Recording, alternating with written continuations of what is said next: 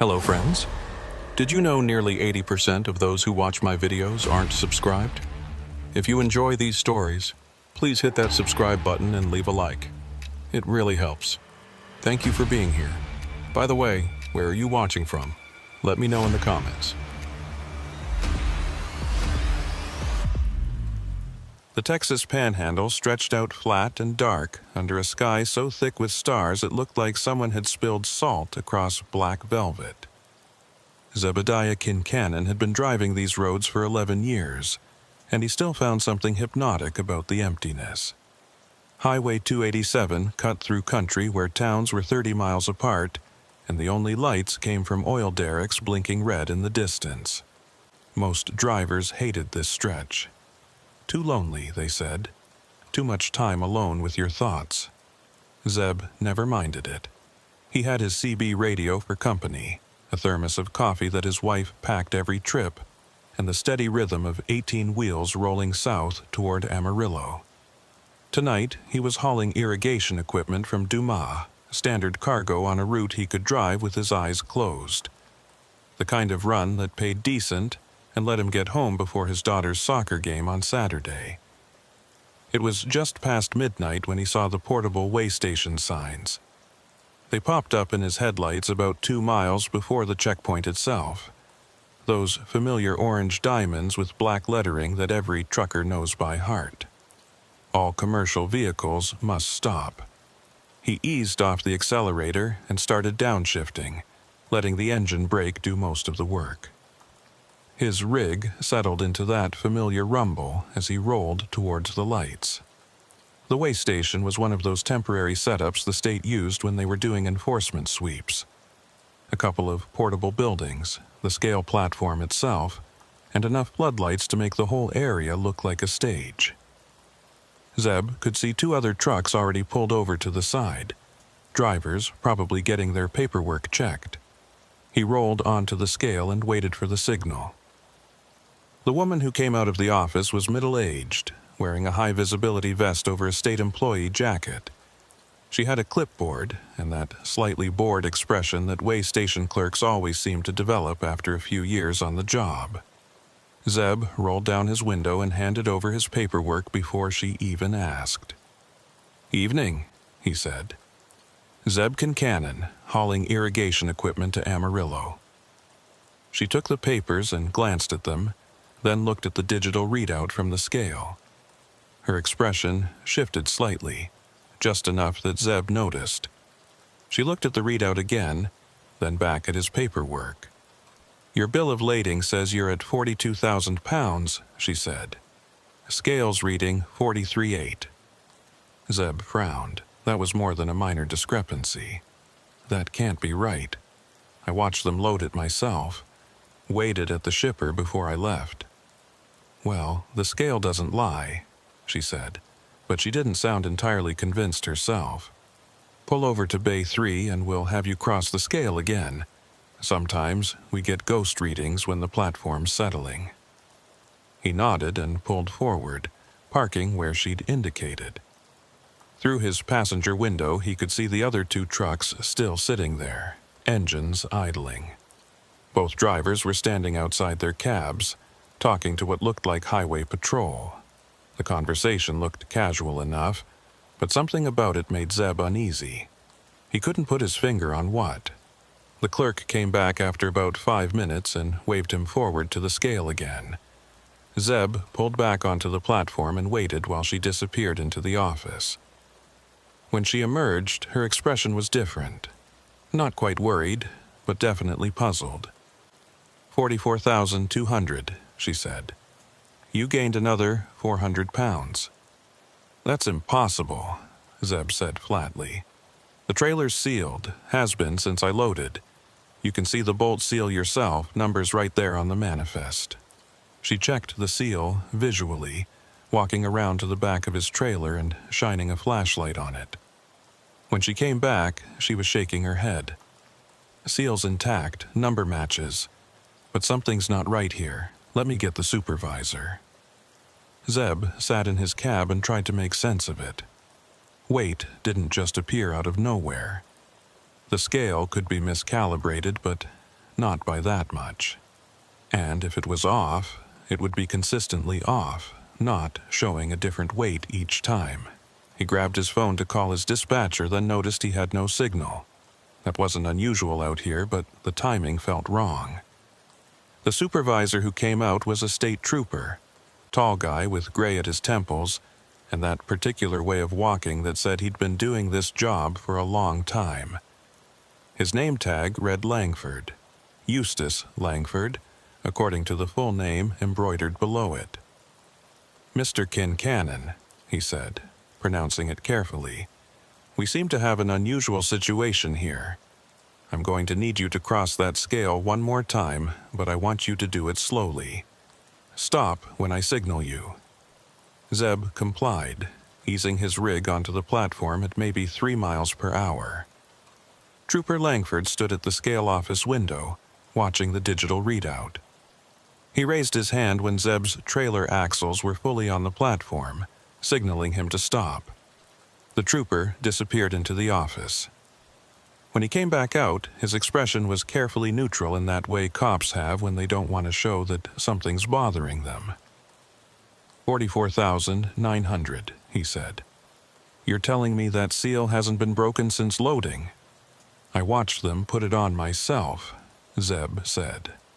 "Look, I don't know what's going on with your scale, but my cargo doesn't change weight.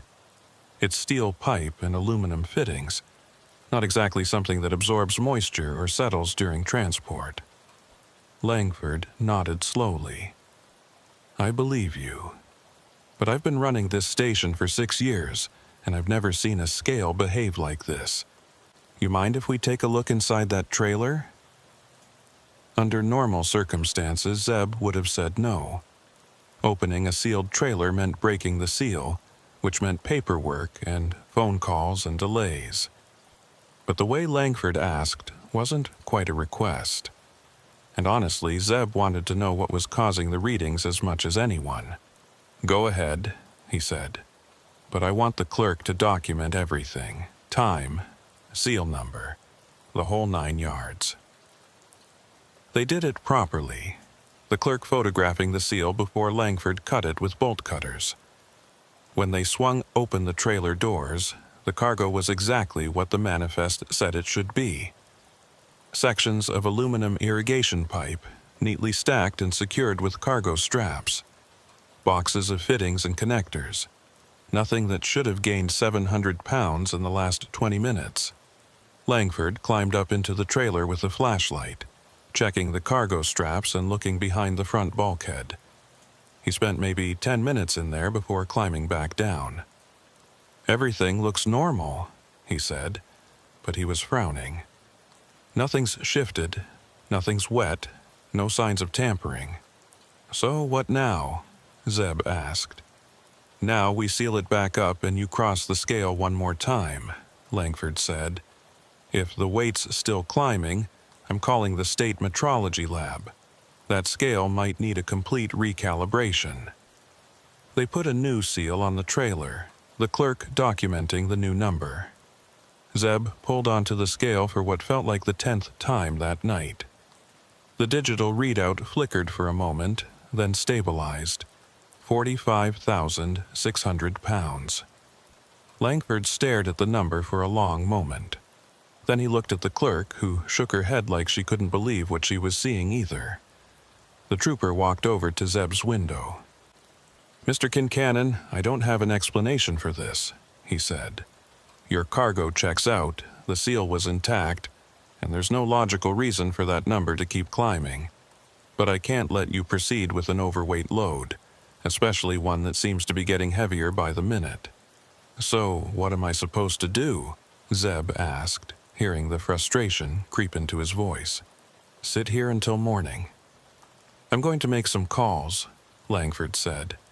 "See if the state lab can send someone out tonight. In the meantime, you're going to have to park over there with the other trucks." It was only then that Zeb realized the 2 trucks that had been parked when he first arrived were still there. Both drivers were standing outside in the cold, smoking cigarettes and looking just as confused and frustrated as Zeb felt. He pulled over and parked next to them, shutting down his engine but leaving the running lights on. The night stretched out quiet around them. The floodlights from the way station cast harsh shadows across the pavement. Somewhere in the distance, Zeb could hear the faint static of CB radio chatter, though he couldn't make out the words. He climbed down from his cab and walked over to the other drivers. One was a younger guy, maybe late 20s, wearing a jacket with a company logo Zeb didn't recognize.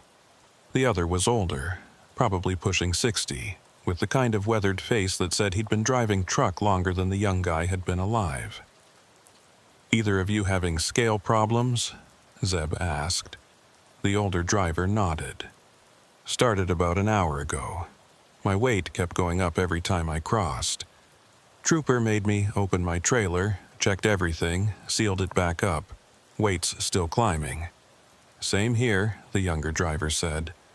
"I'm hauling auto parts. Stuff doesn't just gain weight sitting still." Zeb felt a chill that had nothing to do with the November air. "What's your weight showing now?" "Started at 38,000, the older driver said. "Last time I crossed it was 41.5. Been gaining about 500 pounds every 15 minutes. The young driver pulled out his phone and checked something. "Mine's up to 44,000 from 41. This doesn't make any sense." They stood there in silence for a moment, watching the way station. Trooper Langford was inside the office, visible through the window. He was on the phone, looking at the scale readout and shaking his head. "You notice anything else weird?" the older driver asked. "Besides the scale?" Zeb thought about it. "My phone's got no signal. Could just be the location, but it seems off." "Mine neither," the young driver said. "And my CB's been acting strange. Getting interference on every channel, like someone's running a bad transmitter nearby." The older driver nodded. "Been hearing it too. Almost sounds like someone trying to break through the static. Can't quite make out what they're saying, but it's there." Zeb walked back to his truck and climbed up into the cab. He turned on his CB radio and switched through the channels. Sure enough, on channel 19 there was interference. Not the usual static you got from atmospheric conditions or distant transmitters, but a rhythmic pulse that almost sounded deliberate. He turned up the volume and listened carefully. Behind the static, there was definitely a voice. Or maybe voices, plural. They were speaking too low, or too distorted for him to understand the words. But the cadence suggested conversation. And every so often, something would come through clearly. Numbers. He heard what sounded like a license plate number or maybe a truck identification number. Then more static, then another sequence of numbers. He grabbed his CB handset and keyed the mic. "This is Kincannon on 19. Anyone else hearing this interference?" The response came from the older driver, whose truck was parked right next to his. "Yeah, I'm hearing it. Can't make out what they're saying, but it sounds like they're reading off numbers." "Those aren't random numbers," the young driver chimed in. "That last sequence was a Texas commercial plate format. 7 characters, starts with T." Zeb felt the hairs on the back of his neck stand up.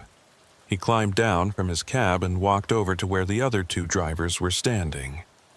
All 3 of them were looking at their CB radios now, listening to the strange transmission that seemed to be getting stronger. The static would pulse and fade, and in those moments of clarity, they could hear fragments of what sounded like a dispatcher giving instructions. Route numbers, mile markers, times, and always those identification numbers, spoken in a flat monotone that sounded almost mechanical. "This is giving me the creeps," the young driver said. "It's like listening to ghost truckers or something." The older driver didn't laugh. "I've been driving these roads for 30 years, he said. "And I've heard stories about things like this. Weird CB transmissions, scale readings that don't make sense, trucks that show up where they shouldn't be." "Stories," Zeb said, trying to keep his voice steady. What kind of stories? The kind people don't like to talk about in daylight, the older driver said. Missing drivers, trucks that vanish off GPS tracking, accidents that happen in places where there shouldn't be accidents. My dispatcher told me about it once, after a few drinks. Said there are parts of these highways where things don't work the way they should. Before Zeb could respond, Trooper Langford emerged from the way station office. He was walking toward them with an expression that Zeb couldn't quite read. Not worried exactly. More like someone who'd just been told something they didn't quite believe but couldn't dismiss either. "Gentlemen," Langford said when he reached them, "I've been on the phone with the state metrology lab. They're saying the scale was calibrated 3 days ago and passed all tests. They're also saying that what you're describing, what I'm seeing on my readout, isn't possible. And yet, here we are," Zeb said. Langford nodded. "And yet here we are. They're sending a technician out, but it's going to be at least 2 hours. In the meantime, I need you all to stay parked. Don't attempt to leave the station. Don't cross the scale again. Just sit tight." "What about the CB interference?" the older driver asked. "You hearing that?" The trooper's expression shifted slightly. "What interference?" The 3 drivers exchanged glances. Langford hadn't heard it. Or maybe he was hearing it and didn't want to admit it. Either way, something was very wrong here, and it was getting worse. Zeb went back to his truck and sat in the driver's seat listening to the static pulse through his CB radio. The numbers kept coming, clearer now. Truck numbers, license plates, route markers, and something else, something that made his blood run cold. One of the numbers was his own truck identification number. He grabbed the handset. "Anyone else just hear their truck number come over the CB?" There was a pause. Then the older driver's voice came back, tight with tension. "Yeah, mine just came through. What the hell is going on?" The young driver didn't respond. Zeb looked over at his truck and saw him standing outside, staring at something in the distance. Something beyond the lights of the way station, out in the darkness of the Panhandle night. Zeb climbed down and walked over. "What are you looking at?" The young driver pointed. "Out there, on the highway. You see that?" Zeb looked where he was pointing. At first he saw nothing but darkness and the faint glow of distant oil derricks. Then he saw them. Lights. Red marker lights and running lights, the kind every commercial truck has. They were moving slowly down the highway coming from the north. "Convoy," Zeb said. "Probably 3 or 4 trucks.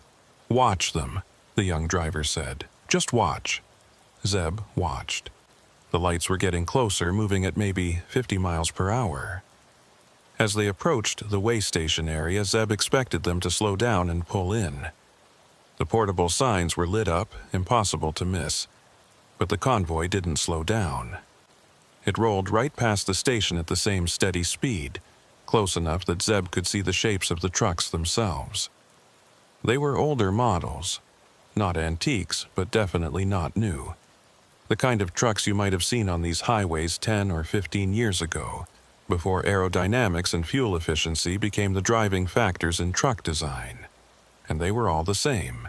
Same model, same color, same configuration, like someone had ordered a fleet and painted them all identical. "Those trucks didn't stop," the older driver said. He'd walked over to join them. "They're supposed to stop."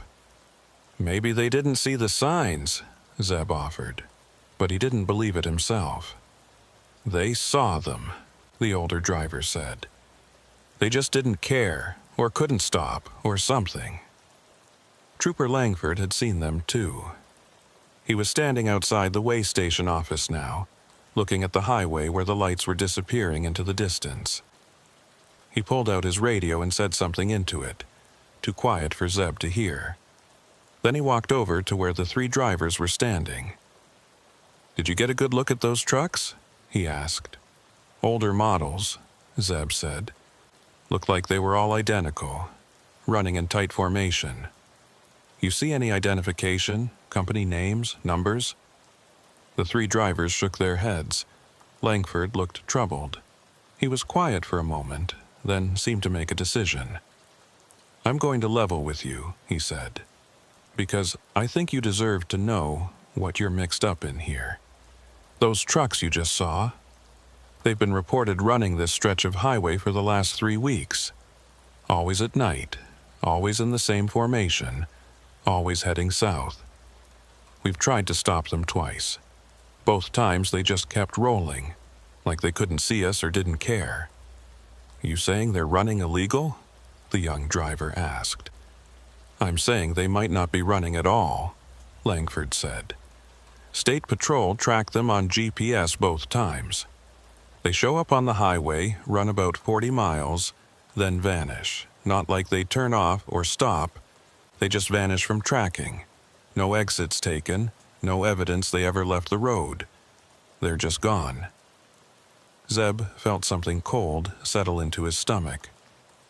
What are you telling us? I'm telling you that something strange has been happening on this stretch of highway, Langford said. Scale anomalies, CB interference, trucks that show up where they shouldn't be. The state's been trying to figure it out, but so far nobody has any answers that make sense. So, what do we do? The older driver asked. For now, you wait like I said. The technician is coming to check the scale. When they're done, I'll cut you all loose and you can be on your way. But I need you to report anything else unusual you see or hear. Anything at all. Langford walked back toward the office, leaving the three drivers standing in the cold November air. The CB static continued its rhythmic pulse, and somewhere in the distance, Zeb thought he could still see lights moving on the highway. But when he looked directly at them, they disappeared. He checked his watch. It was 1:30 in the morning, and something told him this was going to be a very long night. The technician from the state metrology lab arrived at 3:15 in the morning, driving a white van with official state markings. She was a woman in her 40s, carrying a metal case full of diagnostic equipment and wearing an expression that said she'd been woken up for this. Her name badge read Pearline Harbaugh, and she went straight to work without much conversation. Zeb watched from his cab as she set up her equipment around the scale platform. The other two drivers had retreated to their trucks as well, trying to get some rest while they waited. The CB static continued its rhythmic pulse, and occasionally Zeb would hear those fragments of voice breaking through. More numbers. More route markers. Always that same flat monotone that made his skin crawl. Harbaugh spent about 40 minutes running diagnostics on the scale, checking calibration weights and examining the load cells underneath the platform. Zeb could see her frowning at her laptop screen, shaking her head like the numbers weren't making sense. Finally, she walked over to Trooper Langford's office, and they had a conversation that lasted maybe 10 minutes. Through the window, Zeb could see both of them looking at the laptop, then looking at the scale, then back at the laptop. When Harbaugh came out, she walked directly to Zeb's truck. He rolled down his window. "Mr. Kincannon," she said, "I need you to cross the scale one more time. But this time, I want you to do exactly what I say. Pull forward very slowly until I signal you to stop." Zeb started his engine and eased the truck forward onto the scale platform. Harbaugh stood at the edge with a handheld device, watching both the device and the scale readout visible through the office window. She raised her hand when his drive axles were on the platform. "Stop there," she called. "Now pull forward another 2 feet." He did. She checked her device again, then had him pull forward in small increments until the entire truck and trailer were across the scale. Each time she checked her readings, her frown deepened. When Zeb had cleared the scale completely, she walked over to his window again. "Your truck weighs exactly what it should according to your manifest," she said. 42,000 pounds, give or take 50 pounds for fuel consumption. So, the scale's working right? Zeb asked. The scale's working perfectly, Harbaugh said. That's the problem. When you were sitting still on the platform earlier, the weight was climbing. But now that we're doing controlled passes with my calibrated equipment monitoring everything, the weight is normal. Whatever was causing the anomaly, it's not happening now. That doesn't make any sense, Zeb said.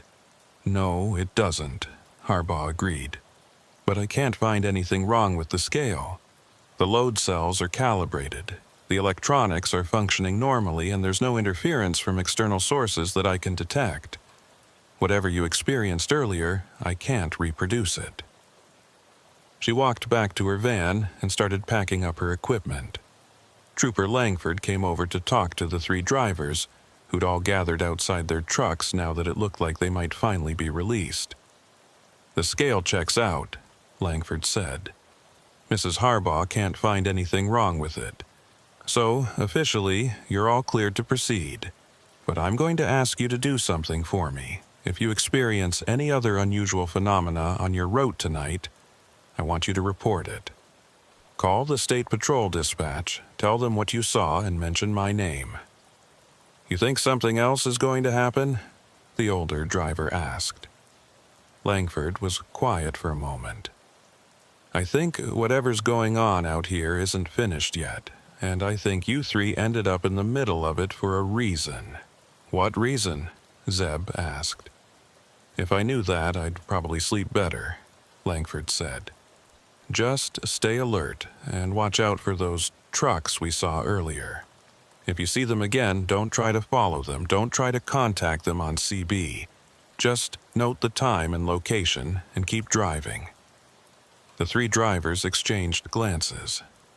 Nobody wanted to say out loud what they were all thinking, which was that this whole situation felt wrong in ways that went beyond malfunctioning equipment or atmospheric interference. Zeb climbed back into his cab and prepared to get back on the road. It was almost 4 in the morning now, and he'd lost nearly 4 hours sitting at this weigh station. He'd have to push hard to make his delivery window in Amarillo, but at least he was moving again. He keyed his CB to channel 19 and heard the static immediately. It was stronger now, more insistent, and beneath it, that voice was still broadcasting numbers. He pulled onto Highway 287 and headed south, watching his mirrors as the lights of the weigh station disappeared behind him. The other 2 trucks pulled out at the same time, the older driver taking the lead about a quarter-mile ahead, the younger driver falling in behind Zeb. They formed an impromptu convoy, none of them wanting to be completely alone on this stretch of highway after what they'd experienced. The road was empty at this hour. Just the 3 of them rolling through the darkness. The stars were still thick overhead, and the landscape was nothing but black shapes against slightly less black sky. Zeb kept his speed steady at 65, watching his fuel gauge and his mirrors in equal measure. About 20 miles south of the weigh station, the CB crackled to life with the older driver's voice. "You boys seeing what I'm seeing up ahead?" Zeb looked through his windshield. In the distance, maybe 2 miles ahead, there were lights. Red marker lights and running lights, moving at about the same speed they were. The convoy they'd seen earlier, or one just like it. "I see them," Zeb said into his CB. "Looks like 5 or 6 trucks running together. Same ones that passed the weigh station," the younger driver added. "Has to be. Can't be that many identical trucks running this route at night." They closed the distance slowly, their convoy of 3 catching up to the convoy ahead. As they got closer, Zeb could make out more details. The trucks were definitely older models, probably 15 or 20 years old. They were running without any company markings that he could see, just plain dark paint that looked black or maybe dark blue in the starlight. All identical, all maintaining exactly the same speed and spacing. "This is making me nervous," the younger driver said over the CB. Should we pass them or hang back? Hang back, the older driver said. Remember what the trooper said. Just observe and report. But they didn't have to make that decision, because the convoy ahead suddenly accelerated. Not gradually, but all at once, like they'd all hit their accelerators at the exact same moment. Within seconds, they'd pulled away, their lights growing distant. Did you see that? Zeb said into his CB. They all sped up at exactly the same time. Like they were coordinated, the older driver said. Or like they're all being controlled by the same person. Or like they're not being controlled by people at all, the younger driver added, his voice tight with tension. Zeb didn't like that thought, but he couldn't shake it. The way those trucks had moved, perfectly synchronized, didn't feel like human drivers reacting to road conditions. It felt choreographed, mechanical. He checked his GPS and saw that he was approaching mile marker 234. The convoy ahead was already past mile marker 236, pulling away fast. Then, as he watched his GPS tracking screen, something impossible happened. The convoy disappeared, not like they'd turned off or taken an exit. The GPS tracking simply showed them there one moment and gone the next. Zeb grabbed his CB handset. Did you see that? On GPS, they just vanished. I saw it, the older driver confirmed. They were there, then they weren't. No exits, no turnoffs, just gone. This is exactly what the trooper was talking about, the younger driver said. They vanish from tracking. How is that even possible? Zeb's mind was racing through possibilities. GPS interference could cause tracking to drop out, but all three of them would have to lose signal at exactly the same moment. Jamming equipment, maybe, but why would someone go to that trouble just to hide truck movements? Unless they were hauling something that needed to stay completely off the grid. I'm pulling over, the older driver announced. Something's not right and I want to check my equipment. Zeb saw the older driver's brake lights come on, and he pulled over onto the shoulder behind him. The younger driver did the same. All three trucks sat there idling on the side of Highway 287, surrounded by empty darkness. The older driver climbed down from his cab and walked back toward Zeb's truck. In his hand, he was carrying something, but Zeb couldn't make out what it was until the older driver got closer. It was a small GPS unit, one of the handheld types that outdoorsmen use. I keep this as backup, the older driver said. It's not connected to any network, just pulls satellite signals directly. Look at this. He showed Zeb the screen. The GPS was showing their current location accurately, displaying Highway 287 and the surrounding terrain. But there was something else on the screen. A dotted line that ran parallel to the highway for about 40 miles, starting around mile marker 225 and ending near mile marker 265. What is that? Zeb asked. That's the thing, the older driver said. This GPS has a feature that shows historical routes, places where it's recorded movement before. I've been driving this highway for years, and I've never seen that dotted line. But it showed up on my screen about 2 hours ago, right around the time we got to the way station. The younger driver had joined them now, and he was looking at the GPS too. That's not on the normal mapping data. It's like a ghost route or something. Or something, the older driver agreed. I think those trucks we've been seeing are running on that route, whatever it is. Zeb felt that cold sensation in his gut again. You're saying there's another road out there? One that doesn't show up on regular maps? I'm saying something's out there, the older driver said. Whether it's a road or something else, I don't know. But those trucks are following it. They stood there for a moment.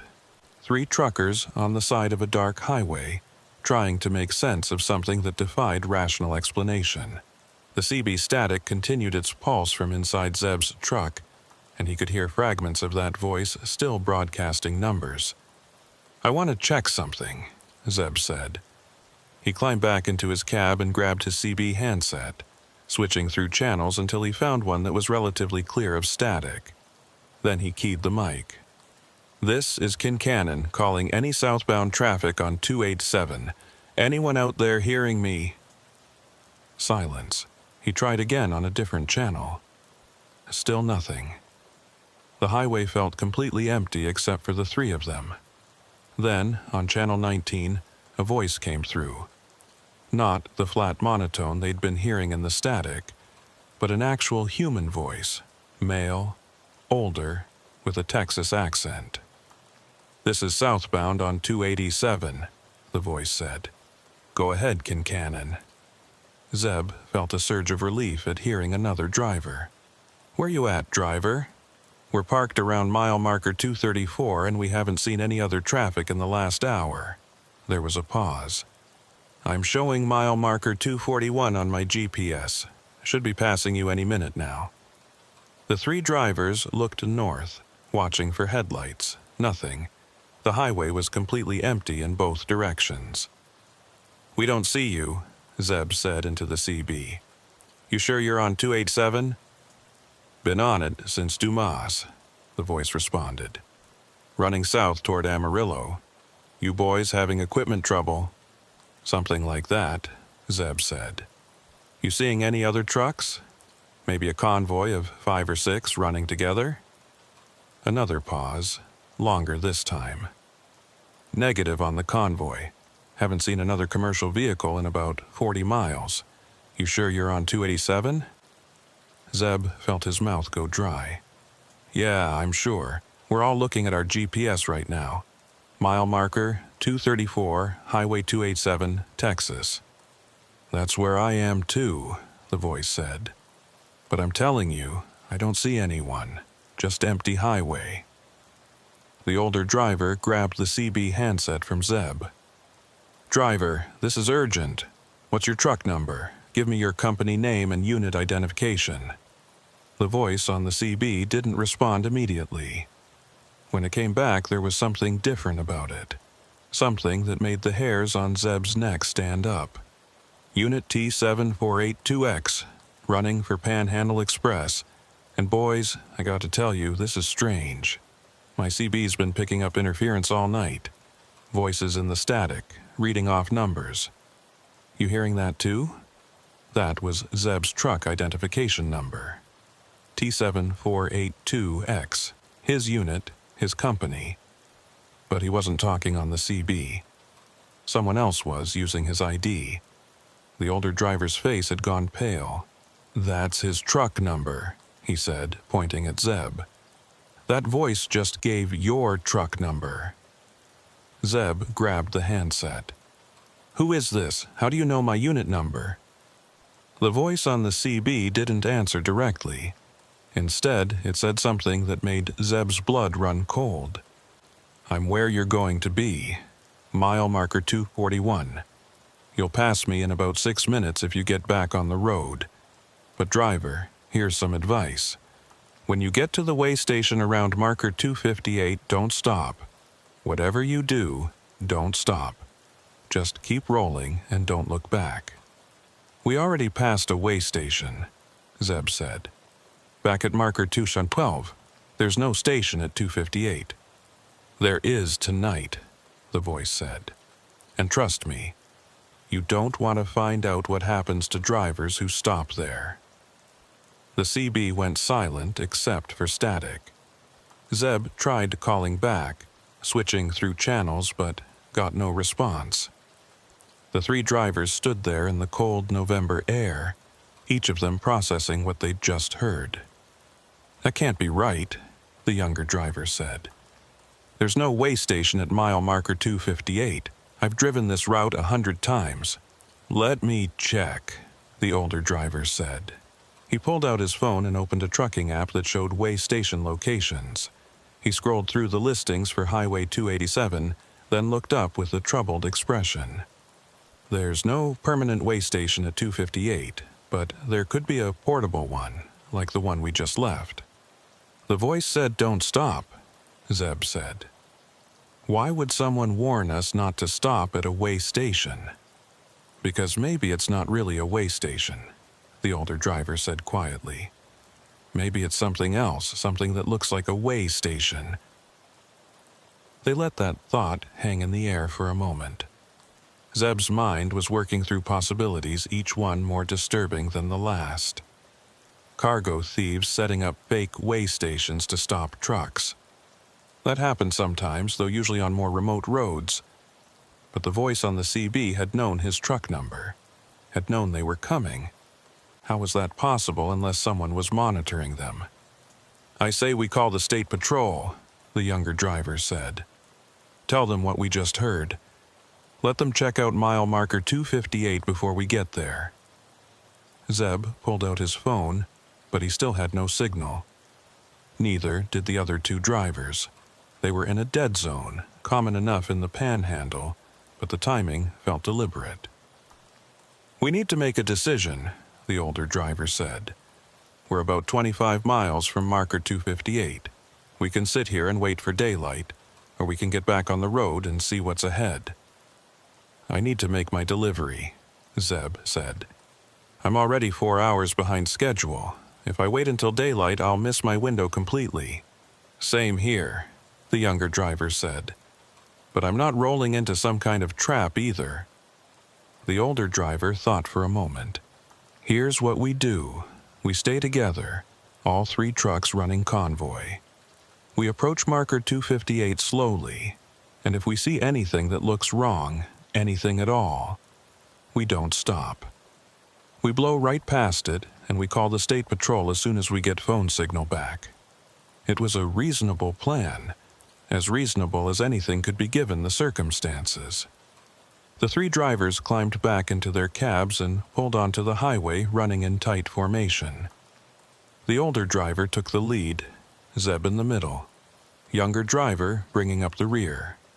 Mile marker 235 passed, then 236.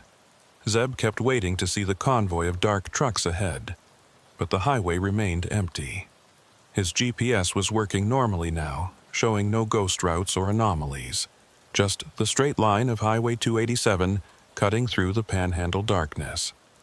At mile marker 240, the CB crackled to life again. This time it was the flat, monotone voice they'd heard in the static earlier. But now it was perfectly clear. No interference at all. "Southbound convoy approaching marker 245. 3 units. Recommend diversion to secondary route." "Who is this?" Zeb said into his CB. "What secondary route?" "Marker 258 compromised. Primary inspection protocol active. All units divert to secondary route at marker 245. Zeb looked at his GPS. There was no exit at mile marker 245, just empty highway stretching ahead into darkness. But as they approached marker 245, he saw something that made him slow down instinctively. There were lights off to the right, about a quarter mile from the highway. Not the lights of a town or a truck stop, but a cluster of lights that looked like they could be coming from vehicles. Lots of vehicles. "You seeing that?" the older driver asked over the CB. "I see it," Zeb confirmed. "What is that?" "That's where the ghost route goes," the older driver said. "Look at your GPS, that dotted line I showed you earlier. It branches off right here." Zeb checked his GPS. The older driver was right. The strange dotted line that showed on the backup GPS split away from Highway 287 at mile marker 245, heading east into empty country. "We're not following it," the younger driver said, and there was fear in his voice now. "Whatever's out there, we're not going." "Agreed," Zeb said. "We stick to the highway." But as they passed mile marker 245, Zeb couldn't help looking toward those distant lights. And in that moment, he saw them, the convoy of dark trucks, 5 or 6 of them, moving across the landscape parallel to the highway. They weren't on any road that he could see, just moving through the open country like they were following an invisible path. The CB erupted with static, and through it came voices. Multiple voices now, all talking over each other. Some were giving route instructions, others were reading off truck numbers and cargo manifests. And beneath it all was a sound that Zeb couldn't quite identify. Something mechanical and rhythmic that made his teeth ache. "Something's wrong," the older driver said over the CB. "My truck's pulling to the right. I'm losing steering." "Same here," the younger driver said. "It's like something's dragging me off the road." Zeb felt it too. His steering wheel was trying to turn right, pulling toward that cluster of lights in the distance. He gripped the wheel harder, fighting to keep the truck on the highway. But the pull was getting stronger, like an invisible force was trying to drag them off the pavement. "Fight it," Zeb said into the CB. "Don't let go of the wheel." "I'm trying," the younger driver said, his voice strained. "But it's strong. It's really strong." Zeb's truck was drifting across the fog line now, the right side tires touching the shoulder. He cranked the wheel left and punched the accelerator, trying to power through whatever force was pulling at them. His engine roared and the truck lurched back onto the pavement. Behind him, he could see the younger driver's truck fishtailing as it fought the same invisible pull.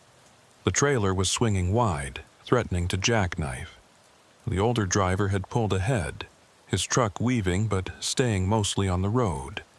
Then, as suddenly as it started, the pulling stopped.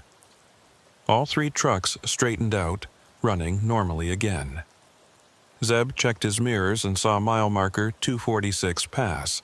They'd made it through whatever that was. "Everyone okay?" the older driver asked over the CB. "I'm okay," Zeb said, his heart still pounding. "That was close." "Too close," the younger driver agreed. "What the hell was that?" Nobody had an answer.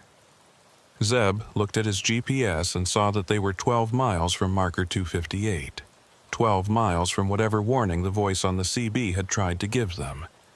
And somewhere in the darkness behind them, those lights were still visible, still clustered in the place where the ghost route led. The highway stretched ahead into darkness, and Zeb had the distinct feeling that the night was far from over. Mile marker 250 passed in silence. The three trucks maintained their convoy formation, none of the drivers willing to break radio silence after what they'd just experienced. Zeb kept both hands on the wheel, his eyes moving constantly between the road ahead, his mirrors, and his GPS display. The landscape around them was unchanged, just the same flat darkness of the panhandle stretching endlessly in all directions. But something had shifted. Zeb could feel it in his gut, that instinct you develop after years of driving truck. The way the air felt different through the vents, the way the darkness seemed thicker somehow. He'd driven through this stretch 100 times, and it had never felt like this. Never felt like the highway itself was watching them. At mile marker 252, the older driver broke the silence. "My fuel gauge just dropped a quarter tank. That's not possible. I filled up in Dumas before we started." Zeb checked his own gauge. He'd had 3/4 of a tank when they left the way station. Now it was reading just over half. "Mine too. Lost about 1/8 of a tank in the last 10 minutes. "Same here," the younger driver confirmed. "Either we all sprung leaks at the same time or something's wrong with our gauges. Or we've been driving longer than we think," the older driver said. "Check your clocks." Zeb looked at his dashboard clock. It read 4:37. He pulled out his phone to compare, but the screen was dead, despite showing a full battery before. He tried his watch instead. 4:52. 15 minutes difference between his truck clock and his wristwatch. "My clocks don't match," Zeb said into the CB. "Dashboard says 4:37, watch says 4:52. "Dashboard says 4:39. the older driver reported. "My watch says 5:01. We're losing time somewhere." The younger driver's voice came back tight with barely controlled panic. "Guys, my odometer. Look at your odometers." Zeb checked. When he'd left the way station at mile marker 212, his trip odometer had read 3,847 miles. Now it read 3,891. He'd driven 44 miles. But according to the highway markers they'd passed, they were at mile marker 252. That was only 40 miles from the way station. "I'm showing 4 extra miles," Zeb said. "Miles that don't exist on the highway." "6 extra for me," the older driver said. "Where did we drive those miles?" Nobody wanted to answer that question. The implication was too disturbing. They'd somehow driven miles that didn't correspond to any actual distance on Highway 287, miles that existed somewhere else, on some other road that shouldn't be there. Ahead, in the darkness, Zeb saw lights. Not the distant cluster they'd seen at mile marker 245, but lights directly on the highway. Bright floodlights, the kind used at construction sites or inspection stations, the kind used at way stations. "That's it," the younger driver said.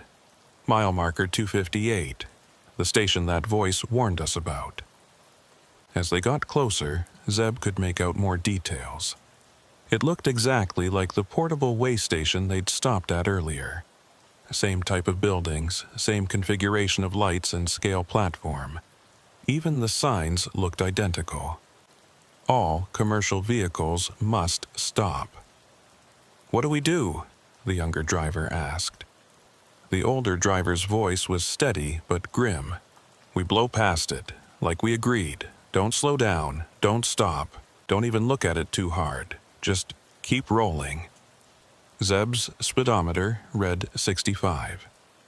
He kept his foot steady on the accelerator as the way station approached. In his peripheral vision, he could see figures moving around the buildings, people wearing what looked like high-visibility vests.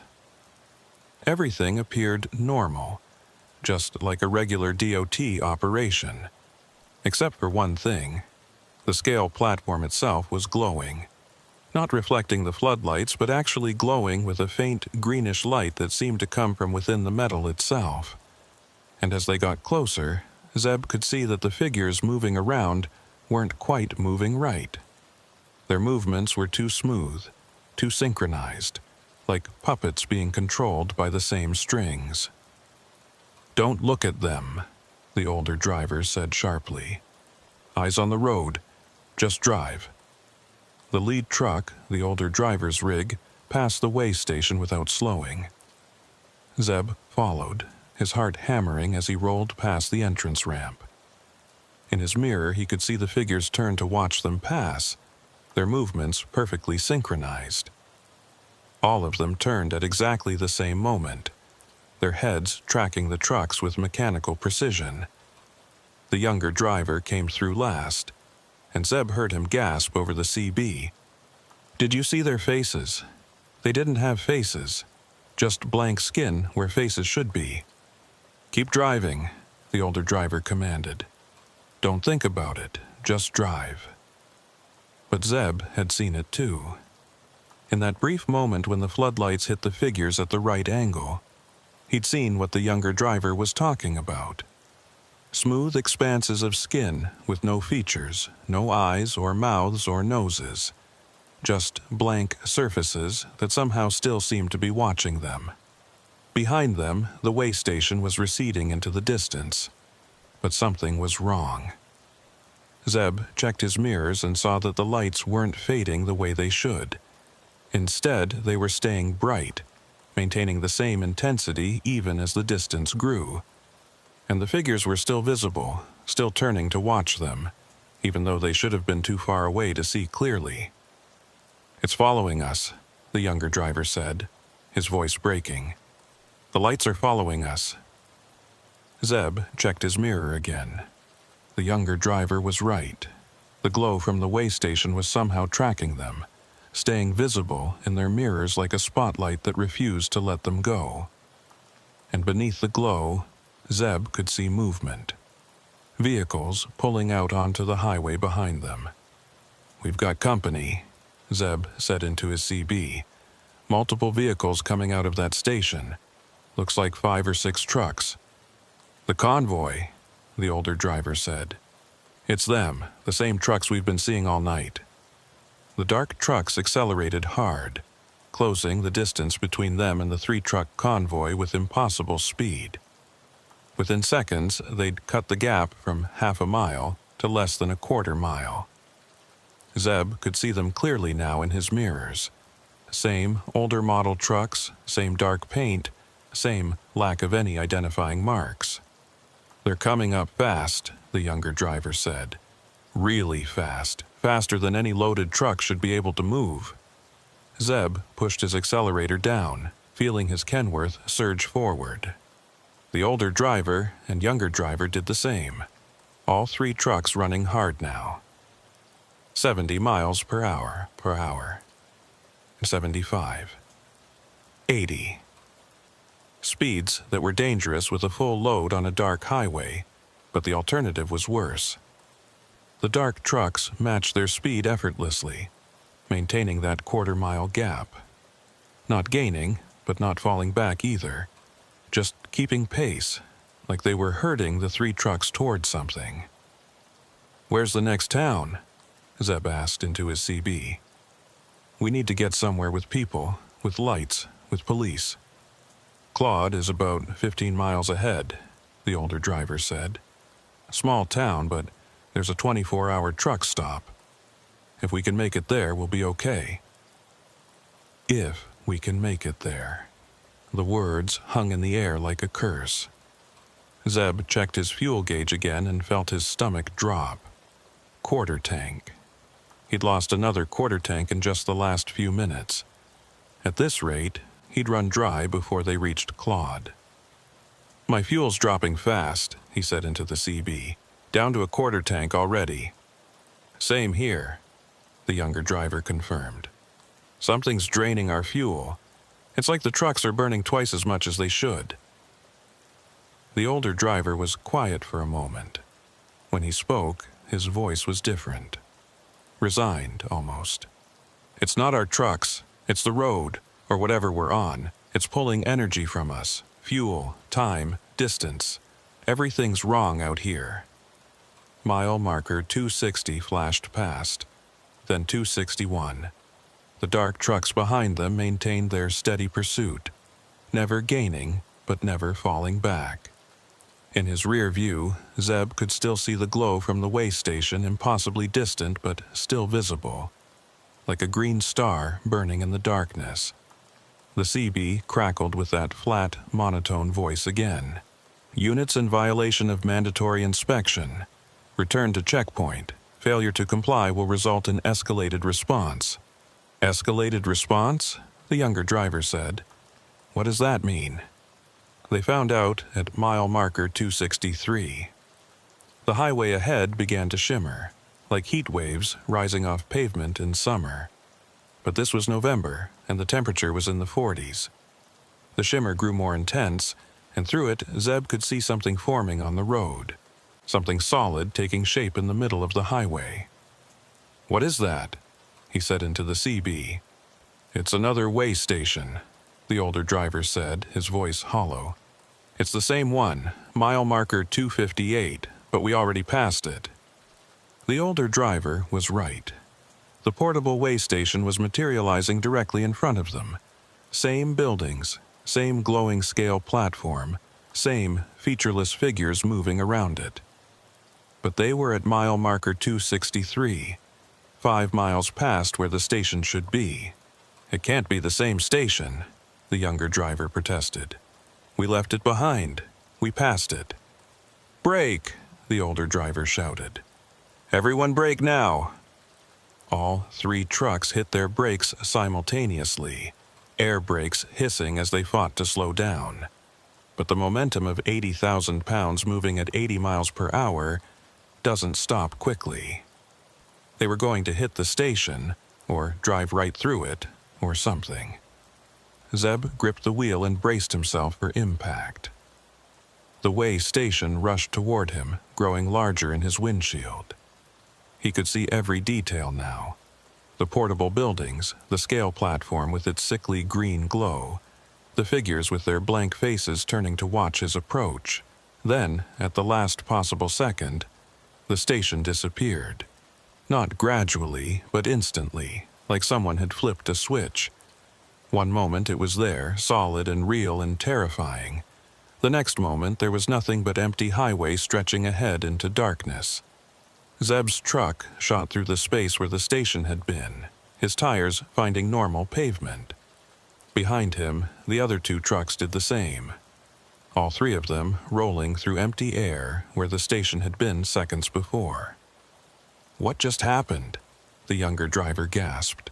"It wasn't real," Zeb said, but he didn't believe his own words. It had felt real, had looked real, but somehow it had vanished like it had never existed.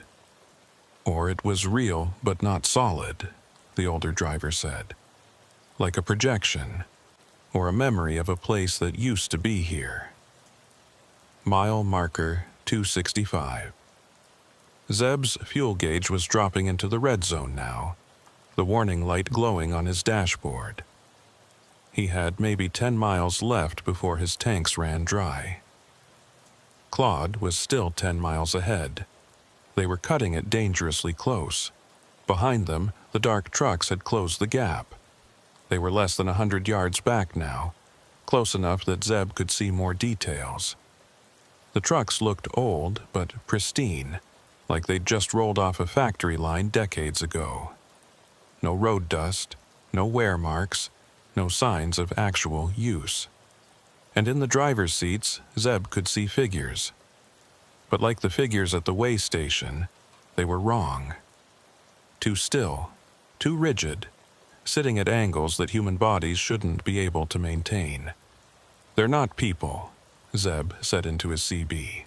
"The drivers in those trucks, they're not human." "I know," the older driver said quietly. "I figured that out about 20 miles ago. Whatever's driving those trucks, it's the same thing that was running that way station, the same thing that's been broadcasting on our CB all night." "Then what is it?" the younger driver demanded. "What are we running from?" Nobody had an answer. The question hung in the air as mile marker 266 passed, then 267. Claude should be visible by now, at least the glow of lights on the horizon. But there was nothing ahead except darkness. Zeb checked his GPS. According to the map, Claude was right ahead, less than 5 miles away. But when he looked through his windshield, there was no town. No lights, no buildings, nothing. Just empty highway disappearing into black. "The town's not there," he said into the CB. "GPS says we should be seeing Claude by now, but there's nothing." "It's there," the older driver said. "We're just not seeing it, or we can't see it, like we're on a different layer of reality or something." "That doesn't make sense," the younger driver said. "None of this makes sense," the older driver shot back. "But we're living it anyway. Eyes open, people. We're getting close to something." Mile marker 270. The fuel warning light in Zeb's truck was beeping now, a steady pulse that matched his racing heartbeat.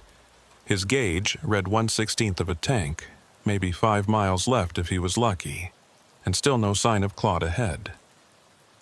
The dark trucks behind them suddenly accelerated, closing the final gap in seconds.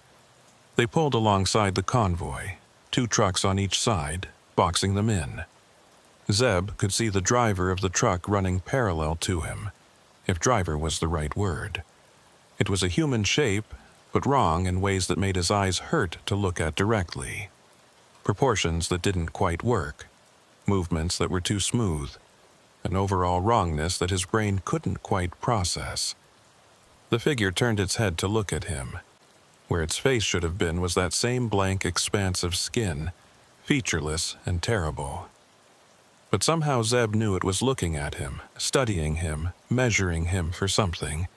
Then it pointed ahead. Zeb followed the gesture and saw lights finally appearing on the horizon. But they weren't the scattered lights of a small town. They were too organized, too geometric, and they were the same sickly green as the way station's scale platform. "That's not Claude," the older driver said. "That's something else." As they got closer, the lights resolved into a structure. It was enormous, stretching across the entire width of the highway and extending far to either side. It looked like a way station, but scaled up to impossible size. Hundreds of scale platforms, dozens of buildings, and everywhere that green glow pulsing like a heartbeat. Figures moved throughout the complex, hundreds of them, maybe thousands. All of them faceless, all of them moving with that same unnatural synchronization.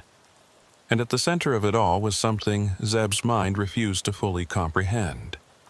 A structure that hurt to look at, that seemed to exist in more dimensions than 3, that pulsed with a light that wasn't quite light. "We can't go in there," the younger driver said, and he was crying now. "We can't. If we go in there, we're never coming out." The dark trucks tightened their formation, forcing the convoy toward the entrance. The steering wheels in all 3 trucks tried to turn right, pulled by that same invisible force they'd felt at mile marker 245. But this time it was stronger, much stronger, almost impossible to resist. Zeb fought the wheel with everything he had, his arms straining, his teeth gritted. Beside him, the faceless figure in the dark truck pointed at the complex again, more insistent this time. And Zeb realized with horror that the figure was trying to help them, trying to guide them not into the complex, but through it. "Follow them," he shouted into the CB. "The dark trucks. They're showing us the way. Trust me." The older driver understood immediately. He stopped fighting the pull and let his truck drift right, following the trajectory the dark trucks were indicating. Zeb and the younger driver did the same, all 3 trucks moving in formation toward the massive complex. But instead of turning into the entrance, the dark trucks veered at the last second, taking them onto a narrow path that ran along the outer edge of the complex. It was barely wide enough for 1 truck, let alone 7 running convoy. The walls of the complex rose on their right, towering structures that glowed with that terrible green light. On their left was nothing but darkness, an emptiness that seemed to go down forever. They threaded through this impossible space, wheels inches from the edge, the dark trucks leading them with precise movements. Zeb could hear scraping as his trailer brushed against the wall, could feel his tires finding the very edge of the path. One wrong move and they'd either crash into the complex or plunge into that bottomless dark. The CB crackled with multiple voices now, all talking at once, all saying the same thing in that flat monotone. "Units in violation. Return to processing. Mandatory inspection required. Units in violation." But the dark trucks ignored them, pressing forward through the narrow path. And slowly, impossibly, the complex began to recede behind them. The green glow faded, the voices on the CB grew fainter, and ahead Zeb could finally see normal lights. The real Claude, the actual town, emerging from the darkness like it had been there all along. The dark trucks accelerated one final time, pulling ahead of the convoy and disappearing into the night. Within seconds they were gone, leaving the 3 trucks rolling alone toward the lights of Claude. Zeb's fuel gauge was reading empty now, his engine starting to sputter. But the truck stop was right there, less than a mile ahead. He could see the familiar logos, the normal lights, the real world coming back into focus. They pulled into the truck stop on fumes, all 3 trucks rolling to a stop at the fuel islands. Zeb shut off his engine and sat there, hands shaking, trying to process what they'd just survived. Through his windshield he could see the other 2 drivers climbing down from their cabs, looking as shattered as he felt. The truck stop was normal. blissfully, wonderfully normal. Other truckers fueling up, a clerk visible through the window, everything exactly as it should be. The parking lot was lit with ordinary sodium lights, not that terrible green glow. The CB was quiet except for normal traffic chatter. Zeb climbed down from his cab and walked toward the other drivers. They met in the space between the fuel pumps, 3 men who'd survived something they couldn't explain. "Did that really happen?" the younger driver asked. "Tell me we didn't just hallucinate all of that." "Check your fuel receipts," the older driver said. "Check your odometers and your clocks. If we hallucinated it, the numbers will match up." They compared notes. Zeb's trip odometer showed he'd driven 67 miles since leaving the way station at mile marker 212, but Claude was 58 miles from there. 9 miles that didn't exist on any map. His truck clock read 5:43, but his watch read 6:18. 35 minutes of lost time. And his fuel consumption showed he'd burned nearly a full tank, covering a distance that should have taken less than 3/4. The numbers didn't lie. Something had happened out there on Highway 287. Something that bent distance and time and reality itself. "The dark trucks saved us," Zeb said. "They let us through." "Why would they do that?" "Maybe they were drivers once," the older driver said quietly. "Maybe they got caught in whatever that was, and now they're trying to help others avoid the same fate. Or maybe there's something else entirely, something we're better off not understanding." They stood there for a moment, watching normal traffic move through the truck stop. Regular people living regular lives, completely unaware of what existed just 50 miles up Highway 287. "We need to report this," the younger driver said. "Call the state patrol, call DOT, call somebody." "And tell them what?" the older driver asked. "That we saw ghost trucks and phantom way stations. That we drove through dimensions. They'll think we're crazy or drunk or worse." "But other drivers could be out there right now," Zeb protested. "Going through what we just went through. We have to warn them." The older driver pulled out his phone and dialed a number. After a moment, he said, "Trooper Langford, this is the driver from earlier tonight. Yeah, we made it to Claude, and you need to shut down Highway 287 between mile markers 245 and 270. Right now. I don't care what reason you give, but nobody else should be on that road tonight." He listened for a moment, then hung up. "He's making calls. Whether anyone believes him or not, I don't know. But at least we tried." They filed their fuel receipts and paid for their diesel, each of them taking longer than usual, reluctant to get back on the road. Finally, as dawn started to lighten the eastern sky, they climbed back into their cabs. Zeb sat in his driver's seat and looked at his GPS. His route to Amarillo took him south on 287, the same highway they'd just escaped. But the daylight was coming now, and somehow that made it feel safer. Whatever had been out there in the dark, maybe it couldn't exist in sunlight. He started his engine and pulled out of the truck stop, falling in behind the other 2 trucks. They ran convoy through Claude and back onto Highway 287, heading south as the sun rose over the Panhandle. The highway looked completely normal in daylight. No way stations at mile marker 258 or 263. No sign of the massive complex they'd seen. Just regular pavement and mile markers and the occasional farm truck heading to morning chores. But Zeb kept checking his mirrors anyway, watching for dark trucks that might be following. And he knew that every time he drove this route from now on, he'd remember what lurked beneath the surface of these ordinary roads. The other places that existed parallel to the world everyone else saw. The stations where drivers were processed and measured for purposes he didn't want to understand. He made it to Amarillo without incident, delivered his load on time despite the delays, and headed home to Billings. But that night, and every night after, he found himself waking at 3 or 4 in the morning, remembering the green glow in the faceless figures and the voice on the CB reading off numbers in the dark. The Panhandle highways looked normal in daylight, but Zeb knew better now. He knew what rolled on those roads after midnight, and he knew that some scales didn't measure weight at all. They measured something else entirely, something that had nothing to do with cargo manifests or DOT regulations. And sometimes, late at night when the CB was quiet, he'd hear that flat, monotone voice breaking through the static, still calling out numbers, still reading coordinates, still processing drivers who'd made the mistake of stopping at the wrong station on the wrong stretch of highway. Zeb never stopped at portable way stations after that. Not at night, anyway.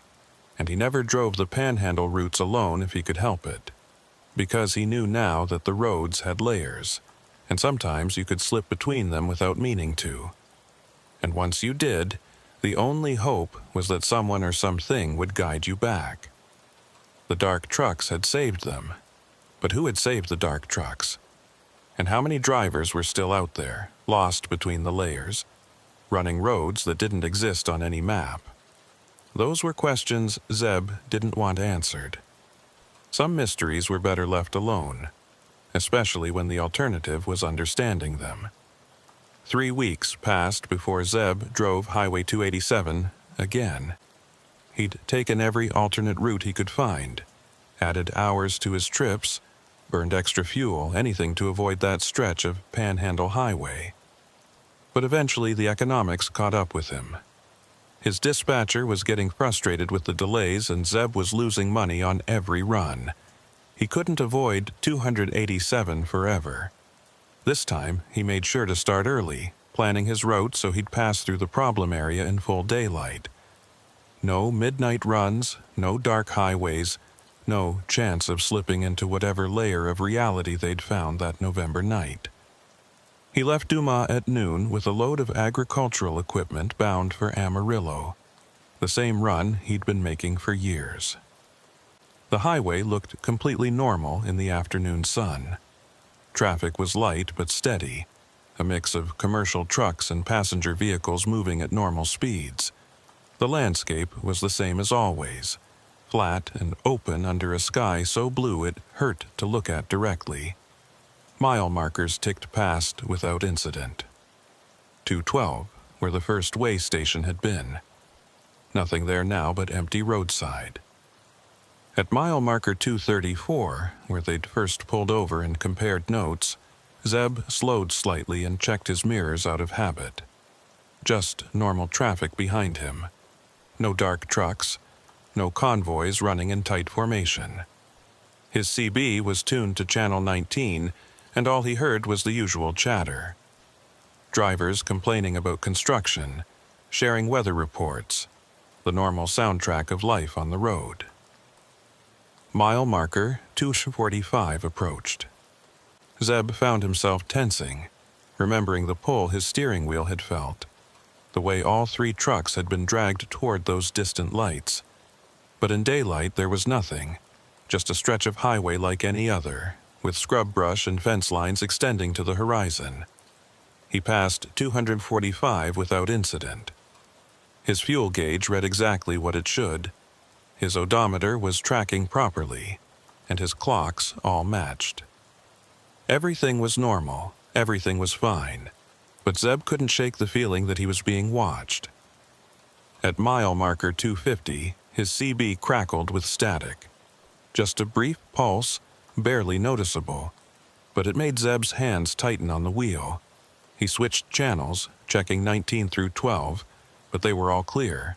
Normal traffic, normal conversations, nothing unusual. Then, on channel 7, he heard it. That flat, monotone voice, so faint he almost missed it beneath the static. Unit T7482X. Daytime routing detected. Protocol adjustment required. Zeb grabbed his handset. "Who is this? Identify yourself." No response. Just static, and beneath it, that rhythmic pulse he remembered from the night run. He switched back to channel 19 and keyed his mic again. This is Kincannon southbound on 287. Anyone else hearing interference on Channel 7? A woman's voice came back immediately, professional and slightly concerned. This is Pritchard hauling northbound. What kind of interference? Voice in the static, Zeb said. Reading off truck numbers. You hear anything like that? There was a pause. Negative. Channel 7's clear on my end. You might want to have your radio checked, driver. Could be a short in your antenna. Zeb thanked her and signed off. But he knew it wasn't his radio. He'd had the entire CB system checked after the incident 3 weeks ago. New antenna, new coax, new everything. The problem wasn't his equipment. Mile marker 258 appeared ahead. The place where the first Phantom way station had been. The one they'd been warned not to stop at. In daylight, it was just empty shoulder. No buildings, no scale platform, no glowing lights. Zeb passed it doing 65, eyes locked on the road ahead. His phone rang. The caller ID showed a number he didn't recognize, a 806 area code, Texas Panhandle. Against his better judgment, he answered it. Mr. Kincannon? The voice was elderly, male, with a West Texas drawl. This is Wallace Pritchard. I'm a retired state patrol supervisor. Eustace Langford gave me your number. Says you had an unusual experience on 287 about 3 weeks back. Zeb felt his pulse quicken. That's right. You calling to tell me I imagined it? No, sir, Pritchard said. I'm calling to tell you you're not the first, and you won't be the last. Mind if I ask you something? That night you had your trouble. You see any dark trucks? Older models, running in convoy? Yeah, Zeb said carefully. We saw them. They helped us, let us through. Pritchard was quiet for a moment. That's good. That's real good. Means they're still out there, still trying to help folks. I was worried they might have finally gotten caught. Caught by what? Zeb asked. What are those trucks? What's running them? That's complicated, Pritchard said. And most of it I can't prove. But I've been studying this for 30 years, ever since I first encountered it myself back in '93. You mind pulling over somewhere? This is going to take a minute to explain. Zeb saw a rest area coming up at mile marker 263. The place where the second Phantom way station had appeared directly in front of them. In daylight, it was just a standard rest stop, a few concrete picnic tables and a restroom building. He pulled in and parked, leaving his engine running. I'm stopped, he said into the phone. Go ahead. What you experienced that night, Pritchard began. It's been happening on these highways for decades, maybe longer. Nobody knows exactly when it started, but the oldest reports I've found go back to the 50s. Drivers encountering way stations that shouldn't be there. Trucks that appear and disappear. Roads that don't match up with maps. What causes it? Zeb asked. Best I can figure, it's some kind of overlap, Pritchard said. Like there's another version of these highways existing parallel to ours. And sometimes the two versions get too close together. When that happens, things bleed through. The Phantom stations, the dark trucks, all of it. But what's on the other side? Zeb asked. What are those stations for? Pritchard's voice got darker. Processing. That's the word I keep hearing from drivers who've gotten close enough to see. They're processing drivers, measuring them, categorizing them. For what purpose, I can't say. But the drivers who actually stop at those stations, who go through the inspection process, they don't come back. Or if they do, they're different. Changed. Zeb felt cold despite the afternoon heat. The dark trucks, you said they're trying to help. What are they? Drivers who got caught, Pritchard said quietly. Long time ago, before anyone knew what was happening. They're stuck in that other layer now, running those routes forever. But some of them, they remember what it was like to be human. They remember wanting to help other drivers, So they guide people through, show them the paths that avoid the processing stations. That's insane, Zeb said. You're telling me there's a parallel highway dimension where trucks are manned by ghosts? I'm telling you what I've learned from 30 years of research, Pritchard said. Hundreds of incident reports, dozens of interviews with drivers who've experienced it. You can believe it or not, that's your choice. But I'm also telling you this. It's getting worse. The overlaps are happening more frequently. More stations appearing, more drivers going missing. Whatever's on the other side, it's getting stronger. Zeb looked out at the rest area, at the normal world continuing around him. A family at a picnic table eating lunch. A couple walking their dog. Everything ordinary and safe and real. Why are you telling me this? He asked. Because you survived, Pritchard said. And because the dark trucks helped you. That means something. Most drivers who encounter them just see them as a threat. Another part of the weirdness. But you understood they were trying to help. That makes you different. Different how? I run a network, Pritchard said. Drivers who've experienced the overlaps and survived. We share information, warn each other about hot spots, try to help new drivers who encounter it. I'd like you to join us. Share what you experienced, help us figure out the patterns. Zeb was quiet for a moment, watching traffic move past on Highway 287. Normal trucks driven by normal people.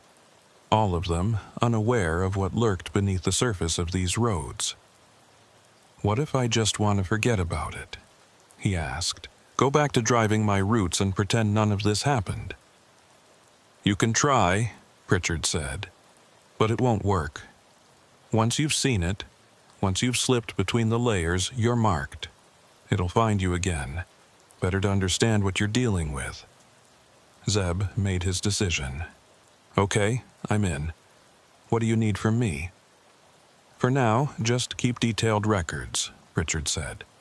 Times, locations, anything unusual you experience. And stay in touch with the other two drivers from that night. The three of you experienced it together, which is rare. There might be something important in that pattern. They talked for another 10 minutes, Pritchard giving him contact information for the network and explaining the reporting protocols.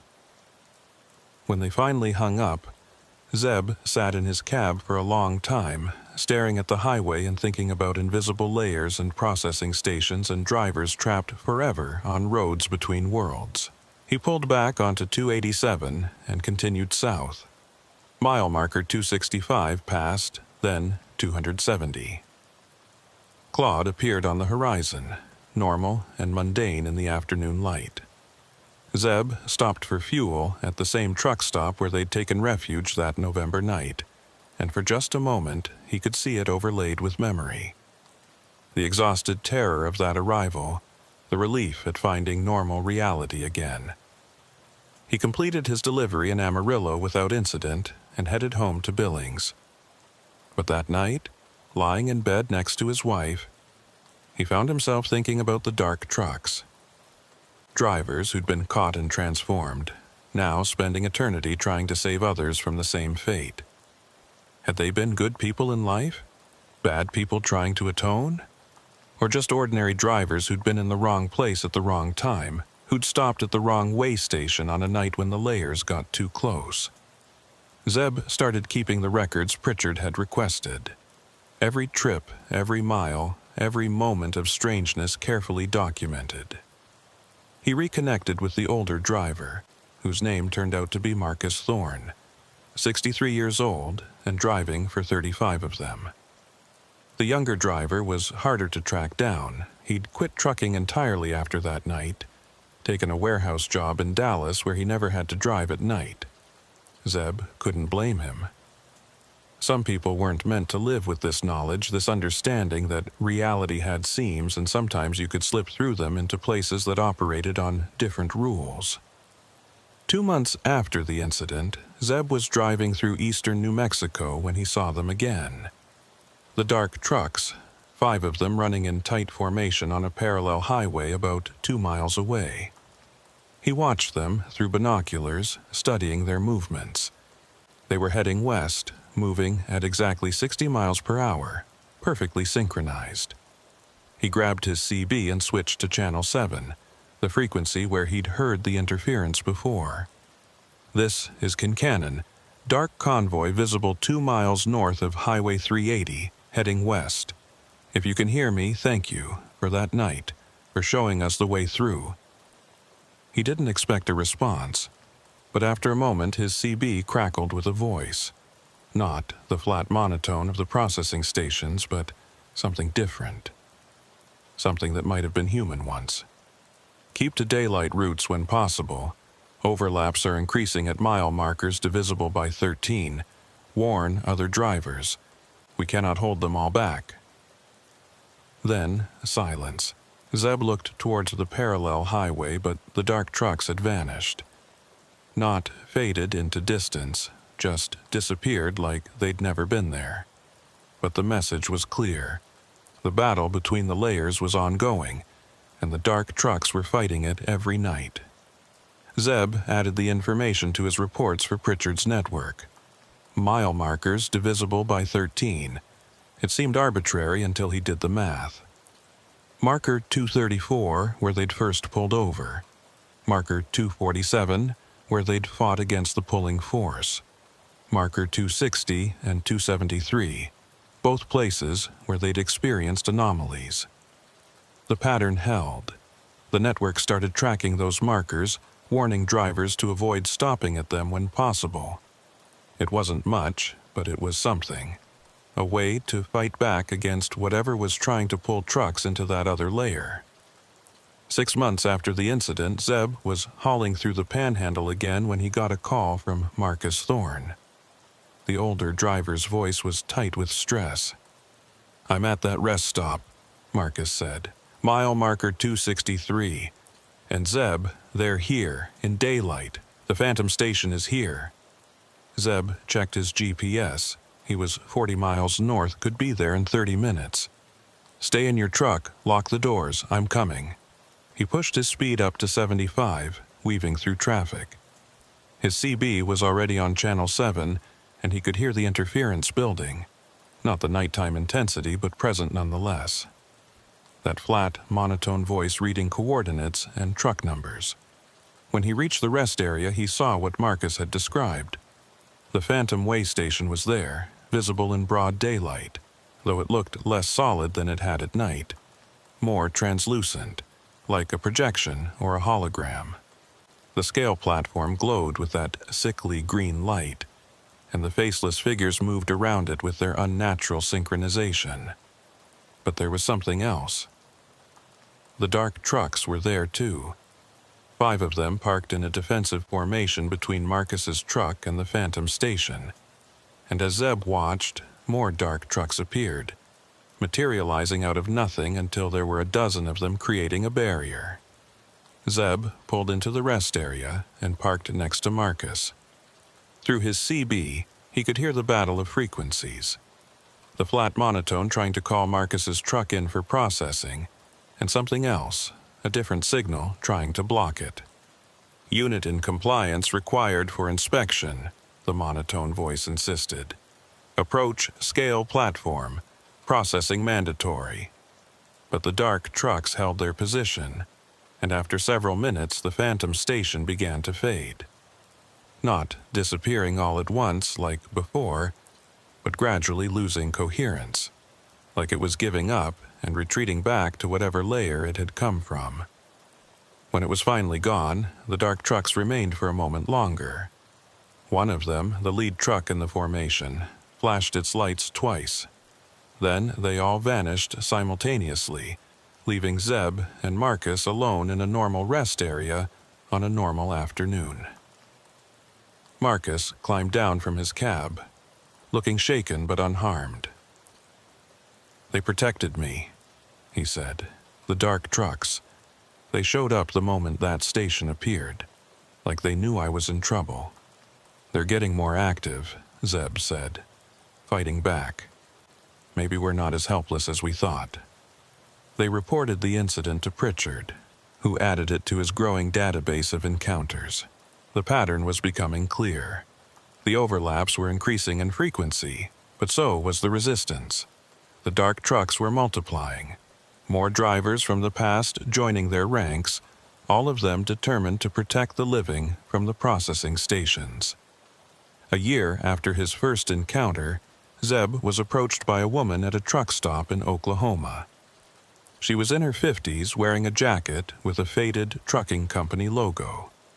She introduced herself as Eola Fenwick, night dispatcher for a regional carrier. "Wallace Pritchard says you're one of the good ones," she said. "Says you've been helping track the overlaps and warn other drivers. I need to talk to you about something I haven't told anyone else." They sat in Zeb's cab, and Eola told him her story. 20 years ago, she'd been a driver herself. She'd encountered a phantom station on Highway 287, the same stretch Zeb had experienced. But she'd made a different choice. She'd stopped. She'd driven onto that glowing scale platform and let them process her. "I should have been trapped," she said. "Should have ended up like those drivers in the dark trucks, running forever between the layers. But something went wrong with their processing, or maybe something went right. I woke up the next morning in a regular rest area, my truck fine, my memory intact, but changed." "Changed how?" Zeb asked. "I can see them now," Eola said. "The overlaps. Not just when I'm in them, but all the time. I can see where the layers are thin, where the stations are trying to push through. And I can feel when drivers are in trouble, when someone's about to slip between worlds." She pulled out a map covered in markings. Red dots for confirmed overlap sites, blue dots for suspected locations, green lines showing safe routes through dangerous areas. "I've been tracking this for 2 decades, she said, "building a map of the danger zones. But it's getting harder. The overlaps are spreading, appearing in places they never were before. We need more people who understand what's happening, people who can see the signs and warn others." Zeb studied the map. It was comprehensive, detailed, the work of someone who'd dedicated their life to understanding the phenomenon. "Why are you showing me this?" "Because you have a choice to make," Eola said. "You can keep driving, keep avoiding the overlaps, hope you never slip through again, or you can help. Actively help, learn to recognize the signs, guide other drivers away from danger, maybe even figure out how to fight back." Zeb thought about his daughter, about his wife, about the normal life he'd built over 11 years of driving truck. Then he thought about Marcus Thorne and the younger driver who'd quit the profession entirely. He thought about the dark trucks running forever on roads between worlds, trying to save people they'd never meet. "I'll help," he said. "Tell me what you need." Over the next year, Zeb became more deeply involved in Pritchard's network.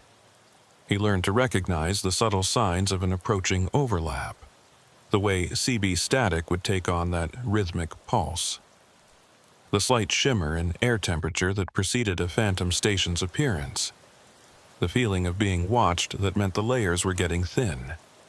He started carrying specialized equipment, a backup GPS that showed historical routes and anomalies, a CB radio modified to pick up frequencies outside the normal range, a camera system that could capture what normal cameras missed. And he started to understand the scale of what they were dealing with. The phantom stations weren't random. They were part of a system, a network that existed parallel to the real highway system. And that network was growing, reaching out, trying to pull more of our reality into theirs. But the dark trucks were growing too. More drivers joining their ranks, more vehicles appearing to guide and protect. The battle between layers was intensifying, and humans caught in the middle had to choose sides. 2 years after his first encounter, Zeb was driving through the Panhandle again when he saw something new. A phantom station appearing at mile marker 247, the same place they'd felt that pulling force, but this time, the dark trucks were already there. Dozens of them, maybe 50 or more, surrounding the station in a tight perimeter, and they were pushing back. Zeb watched through binoculars as the dark trucks moved in coordinated patterns, their formation creating some kind of barrier around the phantom station. The green glow flickered and dimmed, the faceless figures moving erratically instead of with their usual synchronization. The station was weakening, being forced back to whatever layer it had come from. After 20 minutes, it collapsed entirely. One moment it was there, struggling against the dark truck's formation. The next moment it was gone, leaving nothing but empty highway and the dark trucks sitting in formation. Zeb grabbed his CB and switched to Channel 7. "This is Kincannon to Dark Convoy. I saw what you did. You're not just protecting anymore. You're winning." The response came immediately, that almost human voice he'd heard before. "Not winning, holding, but more drivers are crossing over to help. Every year, more join us. Every year, we get stronger. Tell the living. Tell them we haven't given up." The dark trucks dispersed, vanishing into whatever dimension they inhabited when they weren't protecting drivers. But the message was clear.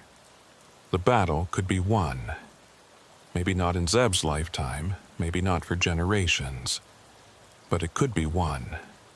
Zeb continued his work with Pritchard's network, training new drivers to recognize the signs, building the database of safe routes and danger zones. He never encountered another phantom station directly, though he saw evidence of them regularly. Scorch marks on pavement at mile markers divisible by 13. Confused drivers reporting lost time and strange fuel consumption.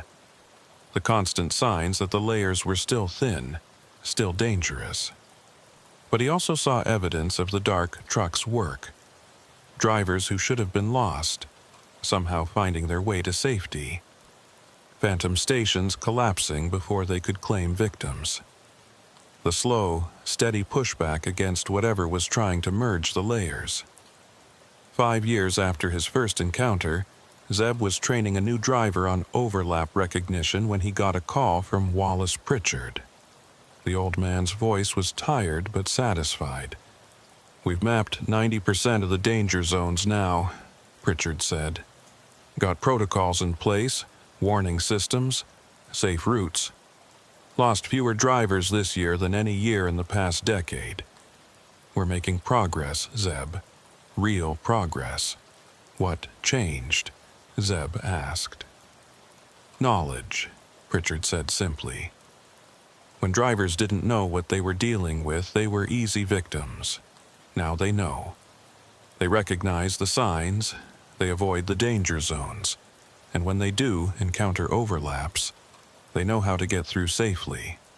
Knowledge is power, even against something this strange. Zeb thought about that first November night, the terror and confusion, the desperate run through impossible territory. If they'd known then what he knew now, would it have been easier? Maybe. Or maybe the fear had been necessary, the catalyst that drove him to understand. "The dark trucks," Zeb said. "Do you think they know? That we're fighting back? That we're winning?" "I think they know," Pritchard said. "I think they've known all along. They were just waiting for us to figure it out ourselves." That night, Zeb sat in his truck at a rest area on Highway 287, watching the sun set over the Panhandle, mile marker 234, the place where his journey into strangeness had really begun. In the fading light, he thought he could see shadows moving in the distance. Dark shapes that might have been trucks, running their eternal routes on roads between worlds. He raised his CB handset and spoke into Channel 7. "This is Kincannon. To all the dark trucks out there running the night routes, thank you. We're not forgetting you. We're not giving up. And someday, maybe we'll figure out how to bring you home." No response came, but Zeb hadn't expected one. Some messages didn't need answers. Some thanks didn't require acknowledgement. He started his engine and pulled back onto Highway 287, heading south as darkness fell over the Panhandle. His GPS showed safe routes.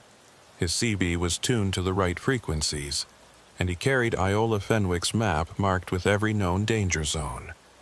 The highway stretched ahead into darkness, and somewhere out there the dark trucks were running their routes.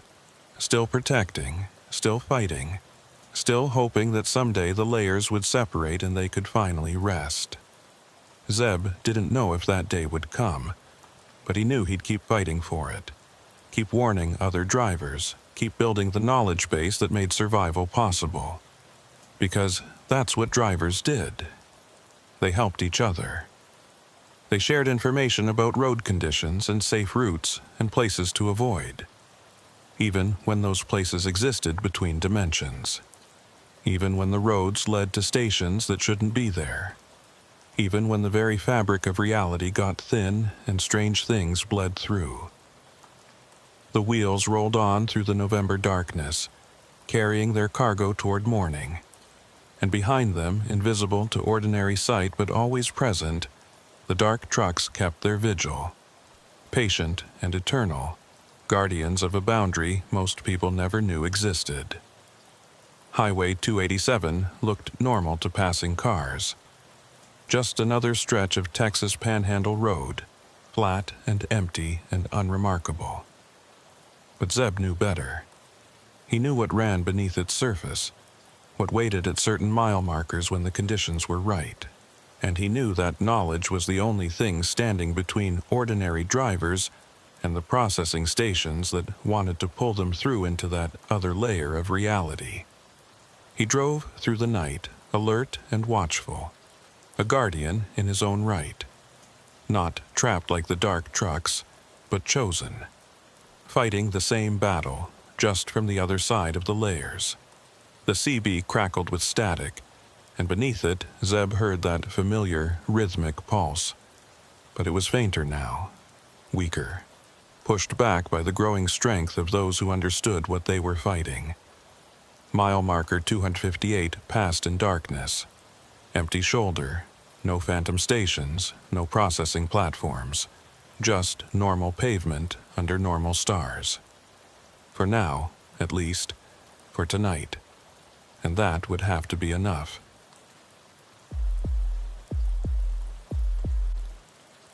The rain hit Arliss Beaumont's windshield like handfuls of gravel thrown by an angry god. He'd been watching the storm build for the last hour as he drove south on Interstate 35 through central Texas. Dark clouds boiling up from the Gulf and turning the late afternoon into premature twilight. The weather radio had been squawking warnings about severe thunderstorms, possible tornadoes, and golf ball-sized hail for the last 50 miles. Smart drivers were pulling off at truck stops and rest areas, waiting it out. But Arliss was behind schedule and his dispatcher was already breathing down his neck about delivery windows. He was hauling electronics from Dallas to San Antonio, expensive cargo that meant he couldn't afford delays. The load was secure, the trailer was sealed, and his paperwork was perfect. Everything by the book, the way Arliss always ran. 14 years driving truck and he'd never missed a delivery window, never had a cargo claim, never had an accident beyond a few scraped fenders and tight loading docks. He took pride in that record. The storm caught him just north of Temple, hitting with a ferocity that made him immediately regret not pulling over earlier. Visibility dropped to maybe 20 feet, the rain so thick his wipers couldn't keep up even on their highest setting. Lightning struck close enough that he could smell ozone through his cab's air vents, and thunder rattled his windows hard enough that he worried about glass breaking. Arliss slowed to 40 miles per hour, then 30. Then finally gave up and started looking for somewhere to pull off. The shoulder was too narrow and sloped, dangerous in conditions like this. He needed a proper parking area, somewhere flat where he could sit out the worst of the storm without risking his truck sliding into a ditch. A green sign appeared in his headlights, barely visible through the rain. Rest area 2 miles. He knew the spot, had stopped there before on previous runs. It was one of those older rest areas, built back in the 70s before they started making them fancy with visitor centers and vending machines. Just a big gravel lot with some picnic tables and a cinder block bathroom building. But it would do. The exit ramp was a river of water, his tires throwing up spray that obscured everything. Arliss took it slow, feeling his way down the ramp and onto the access road that led to the rest area. Through the rain, he could see a few vehicles already parked there, their shapes indistinct in the downpour. Good. He wasn't the only driver with enough sense to wait this out. He found a spot at the far end of the lot, away from the trees that lined the perimeter. No point in parking under branches that might come down in high winds. He backed his trailer into position, set his air brakes, and shut down the engine. The sound of rain hammering on metal was deafening, a constant roar that made it hard to think. Arliss settled back in his seat and pulled out his phone to call his dispatcher. No signal. He tried his CB radio instead, but all he got was static laced with interference from the lightning. Communication would have to wait until the storm passed. He poured coffee from his thermos and watched the rain sheet across his windshield. The storm showed no signs of letting up. If anything, it was getting worse. The wind was picking up, rocking his trailer on its suspension, and the lightning was nearly continuous now. Each flash illuminated the rest area in stark white light, revealing other trucks and cars hunkered down against the weather. After about 20 minutes, Arliss heard something that made him pause with his coffee cup halfway to his lips. It was a sound coming from behind him, from his trailer. A metallic tapping, rhythmic and deliberate. Tap, tap, tap. Pause. Tap, tap, tap. He set down his coffee and listened. The sound continued, cutting through the roar of rain and thunder. It sounded like someone was inside his trailer, tapping on the walls. But that was impossible. The trailer had been sealed at the loading dock in Dallas, the bolt seal intact when he'd checked it during his pre-trip inspection. Nobody could be inside. Probably just cargo shifting, he told himself. The storm was rocking the trailer pretty good. Maybe some of the boxes had come loose from the cargo straps and were sliding around. But even as he thought it, he knew it didn't make sense. The tapping was too regular, too deliberate. Cargo didn't shift in patterns like that. Arliss grabbed his rain jacket and opened his door, immediately getting hit by wind-driven rain that soaked through his jeans. He climbed down from the cab and made his way back to the trailer, holding onto the side of the truck to keep from being blown over. The wind was incredible, gusting hard enough to make him stagger. He reached the back of the trailer and checked the seal. Still intact, the numbered tag exactly matching what was on his paperwork. He put his ear against the cold metal of the door and listened. The tapping had stopped. Maybe it had been his imagination after all, or maybe the cargo had settled and wasn't shifting anymore. He was about to head back to his cab when he heard it again. But this time it wasn't tapping. It was scratching. Long, drawn-out scrapes like fingernails on metal, coming from multiple points inside the trailer. The sound made his skin crawl, not because it was loud, but because it was so clearly deliberate. Something inside that trailer was making that noise on purpose. Arliss backed away from the doors, rain streaming down his face. His rational mind insisted there had to be a logical explanation. Maybe animals had gotten into the trailer back at the loading dock, rats or possums looking for shelter. Maybe the electronics he was hauling had some kind of cooling fans that were making noise. Maybe the storm was creating some kind of acoustic effect that made normal sounds seem weird and directional. But none of those explanations felt right. The scratching continued, moving along the inside of the trailer walls, following a path from the doors toward the front where his cab was parked, like something was walking the length of the trailer, dragging its hands along the metal as it moved. A flash of lightning lit up the rest area, and in that moment of stark illumination, Arliss saw someone standing next to one of the other trucks. A woman looking directly at him. She was drenched by the rain, her hair plastered to her head, but she wasn't moving, just standing there in the storm, watching him. Then the lightning faded and she was gone, swallowed by darkness and rain. Arliss blinked water out of his eyes and looked for her, but he couldn't see anything in the downpour. Had she even been real, or was the storm playing tricks on his vision? The scratching from his trailer grew louder, more insistent. Arliss hurried back to his cab and climbed inside, slamming the door against the wind. He locked it, then immediately felt foolish. Locked against what? Cargo doesn't need to use doors. He grabbed his logbook and checked the time. 5:47 p.m. He'd been parked here for maybe half an hour. The storm was still going strong, showing no signs of breaking.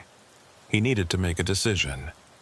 Sit here and wait it out like he'd planned, or cut his losses and get back on the road despite the dangerous conditions. The scratching stopped. The sudden silence was almost worse than the noise had been. Arliss sat in his driver's seat listening to rain and wind and his own breathing. The trailer behind him was quiet.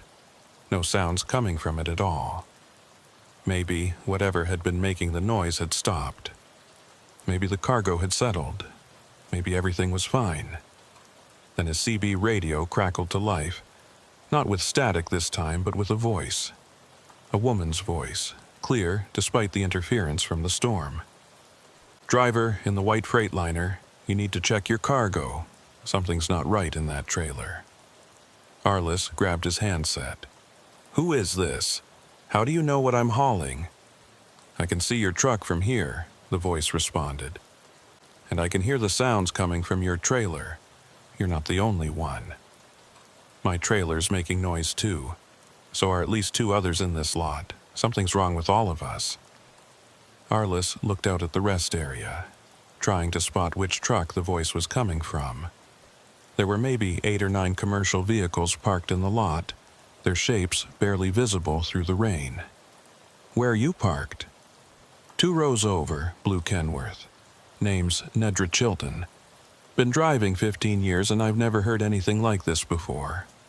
The noises could just be cargo shifting, Arliss said, but he didn't believe it any more than she probably did. "Does your cargo usually scratch at the walls?" Nedra asked. "Does it tap in patterns? Because mine's doing both, and it started right after we got hit by that first lightning strike." Arliss thought back. She was right. The tapping had started maybe 5 minutes after he'd parked, right around the time that lightning had struck close enough to make his hair stand up. Could there be a connection? Some kind of electrical effect from the storm? "What are you hauling?" he asked. "Auto parts," Nedra said. "All metal, nothing that should be making noise. What about you?" "Electronics. Computer equipment mostly, all sealed in boxes. So, nothing alive, nothing that could be moving around on its own." "Nothing," Arliss confirmed. "But I'm hearing it anyway, scratching, like something's trying to get out." There was a pause on the CB. Then Nedra's voice came back, quieter now. "Or trying to get our attention. Make us open the trailers." That thought sent a chill down Arliss's spine. Why would anything want us to open our trailers? "I don't know," Nedra said. "But I'm not opening mine until this storm clears and I can see what I'm dealing with. You shouldn't either. Whatever's making those sounds, it can wait until morning." Arliss agreed with her logic, but sitting here listening to mysterious noises all night didn't appeal to him either. "Maybe we should call the police, let them check it out." "And tell them what?" Nedra asked. that we're hearing sounds from our sealed trailers during a thunderstorm. They'll think we're crazy or wasting their time. Plus, look outside. No cop is responding to a call about weird noises in weather like this. We're on our own until the storm breaks." She was right, of course. Emergency services would be overwhelmed right now dealing with actual emergencies, not phantom sounds in truck trailers. Arliss and Nedra and whoever else was hearing these noises would have to wait it out. "Keep your doors locked," Nedra said over the CB. "Stay in your cab, and if you see anything unusual, call out on Channel 19. I think there's at least 4 or 5 of us here dealing with this." "Roger that," Arliss said. "Beaumont out." He set down the handset and stared at his trailer through the rain-streaked window between his cab and the cargo box. Nothing visible from here, just the front wall of the trailer and the slight movement as wind rocked it on its air suspension. But he could still hear it, faintly now. That scratching moving back and forth along the inside walls. His phone buzzed. He grabbed it, surprised to see he had signal now. A text message from an unknown number. He opened it and felt his stomach drop. "Don't open the trailer. Stay in your cab. It knows you're listening." Arliss stared at the message. How did someone get his number? Who had sent this? He tried to reply, but the message failed to send. No signal again, like the brief window had closed. Another flash of lightning, and in that moment he saw her again. The woman who'd been standing in the rain earlier. She was closer now, maybe 30 feet from his truck, still watching him. Still not moving despite the wind and rain that should have been knocking her around. This time, when the lightning faded, Arliss kept watching the spot where she'd been. His eyes had adjusted enough to the darkness that he could see her silhouette, still standing there. Watching his truck. Watching him. The scratching from his trailer changed pitch, becoming higher, more frantic. And now, there was another sound mixed in with it. A low humming, almost subsonic, that he felt more than heard. It made his teeth ache and his vision blur slightly at the edges. Arliss grabbed his CB again. "Chilton, you hearing a humming sound? Low frequency?" "Yeah," Nedra's voice came back immediately. "Started about 2 minutes ago. It's making me nauseous." "Same here. What is that?" "I don't know, but it's getting stronger." "And Beaumont? There's someone standing outside your truck. Woman in a dark jacket. She's been there for about 5 minutes now." Arliss felt ice water run down his spine. Nedra could see the woman too. So she was real. Not a hallucination brought on by storm stress or carbon monoxide or any of the other rational explanations his mind had been grasping for. "Is she doing anything?" he asked into the CB. "Just standing there, watching." "But Beaumont, here's the thing. She's not getting wet. The rain's coming down in buckets, but it's like it's going around her. She's completely dry." Arliss looked more carefully at the woman's silhouette. Nedra was right. He could see rain falling all around her, but none of it seemed to be touching her. Her hair wasn't plastered down. Her clothes weren't clinging to her body. She was standing in the middle of a thunderstorm and staying perfectly dry. The humming grew louder, and now Arliss could see his coffee cup vibrating on the dashboard, the liquid inside creating ripples.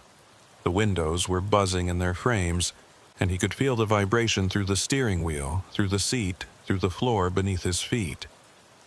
"This isn't right," he said into the CB. "We need to get out of here." "In this storm?" Nedra asked. "We'll end up in a ditch or worse. We're safer sitting still." But Arliss wasn't sure about that anymore. The humming was inside his head now, making it hard to think clearly. The scratching from his trailer had become frantic. Dozens of points of contact scraping against metal in patterns that almost seemed coordinated. Another vehicle's headlights came on, about 3 rows over from Arliss's position. The truck started moving, pulling out of its parking spot and heading for the exit. Arliss watched it navigate carefully through the flooded lot, windshield wipers fighting the rain. "Someone's leaving," he said into the CB. "I see it," Nidra confirmed. "Can't blame them. This whole situation is wrong." The departing truck reached the exit and turned onto the access road, its taillights disappearing into the rain. For a moment, Arliss considered following, making a run for it despite the storm. But before he could start his engine, something changed. The woman who'd been watching his truck suddenly moved. Not walking, but gliding, like she was on wheels or floating just above the ground. She moved toward the exit where the other truck had just left, her motion smooth and unnatural. Then she disappeared, not gradually, not obscured by rain or darkness. She simply vanished like she'd never been there at all. "Did you see that?" Nidra asked over the CB, her voice tight with fear. "I saw it," Arliss confirmed. "Where did she go?" Before Nedra could answer, another voice broke in on the CB. Male, older, with a Texas drawl. "This is Hoyt Bramble in the red Peterbilt. Anyone else seeing things that ain't quite right?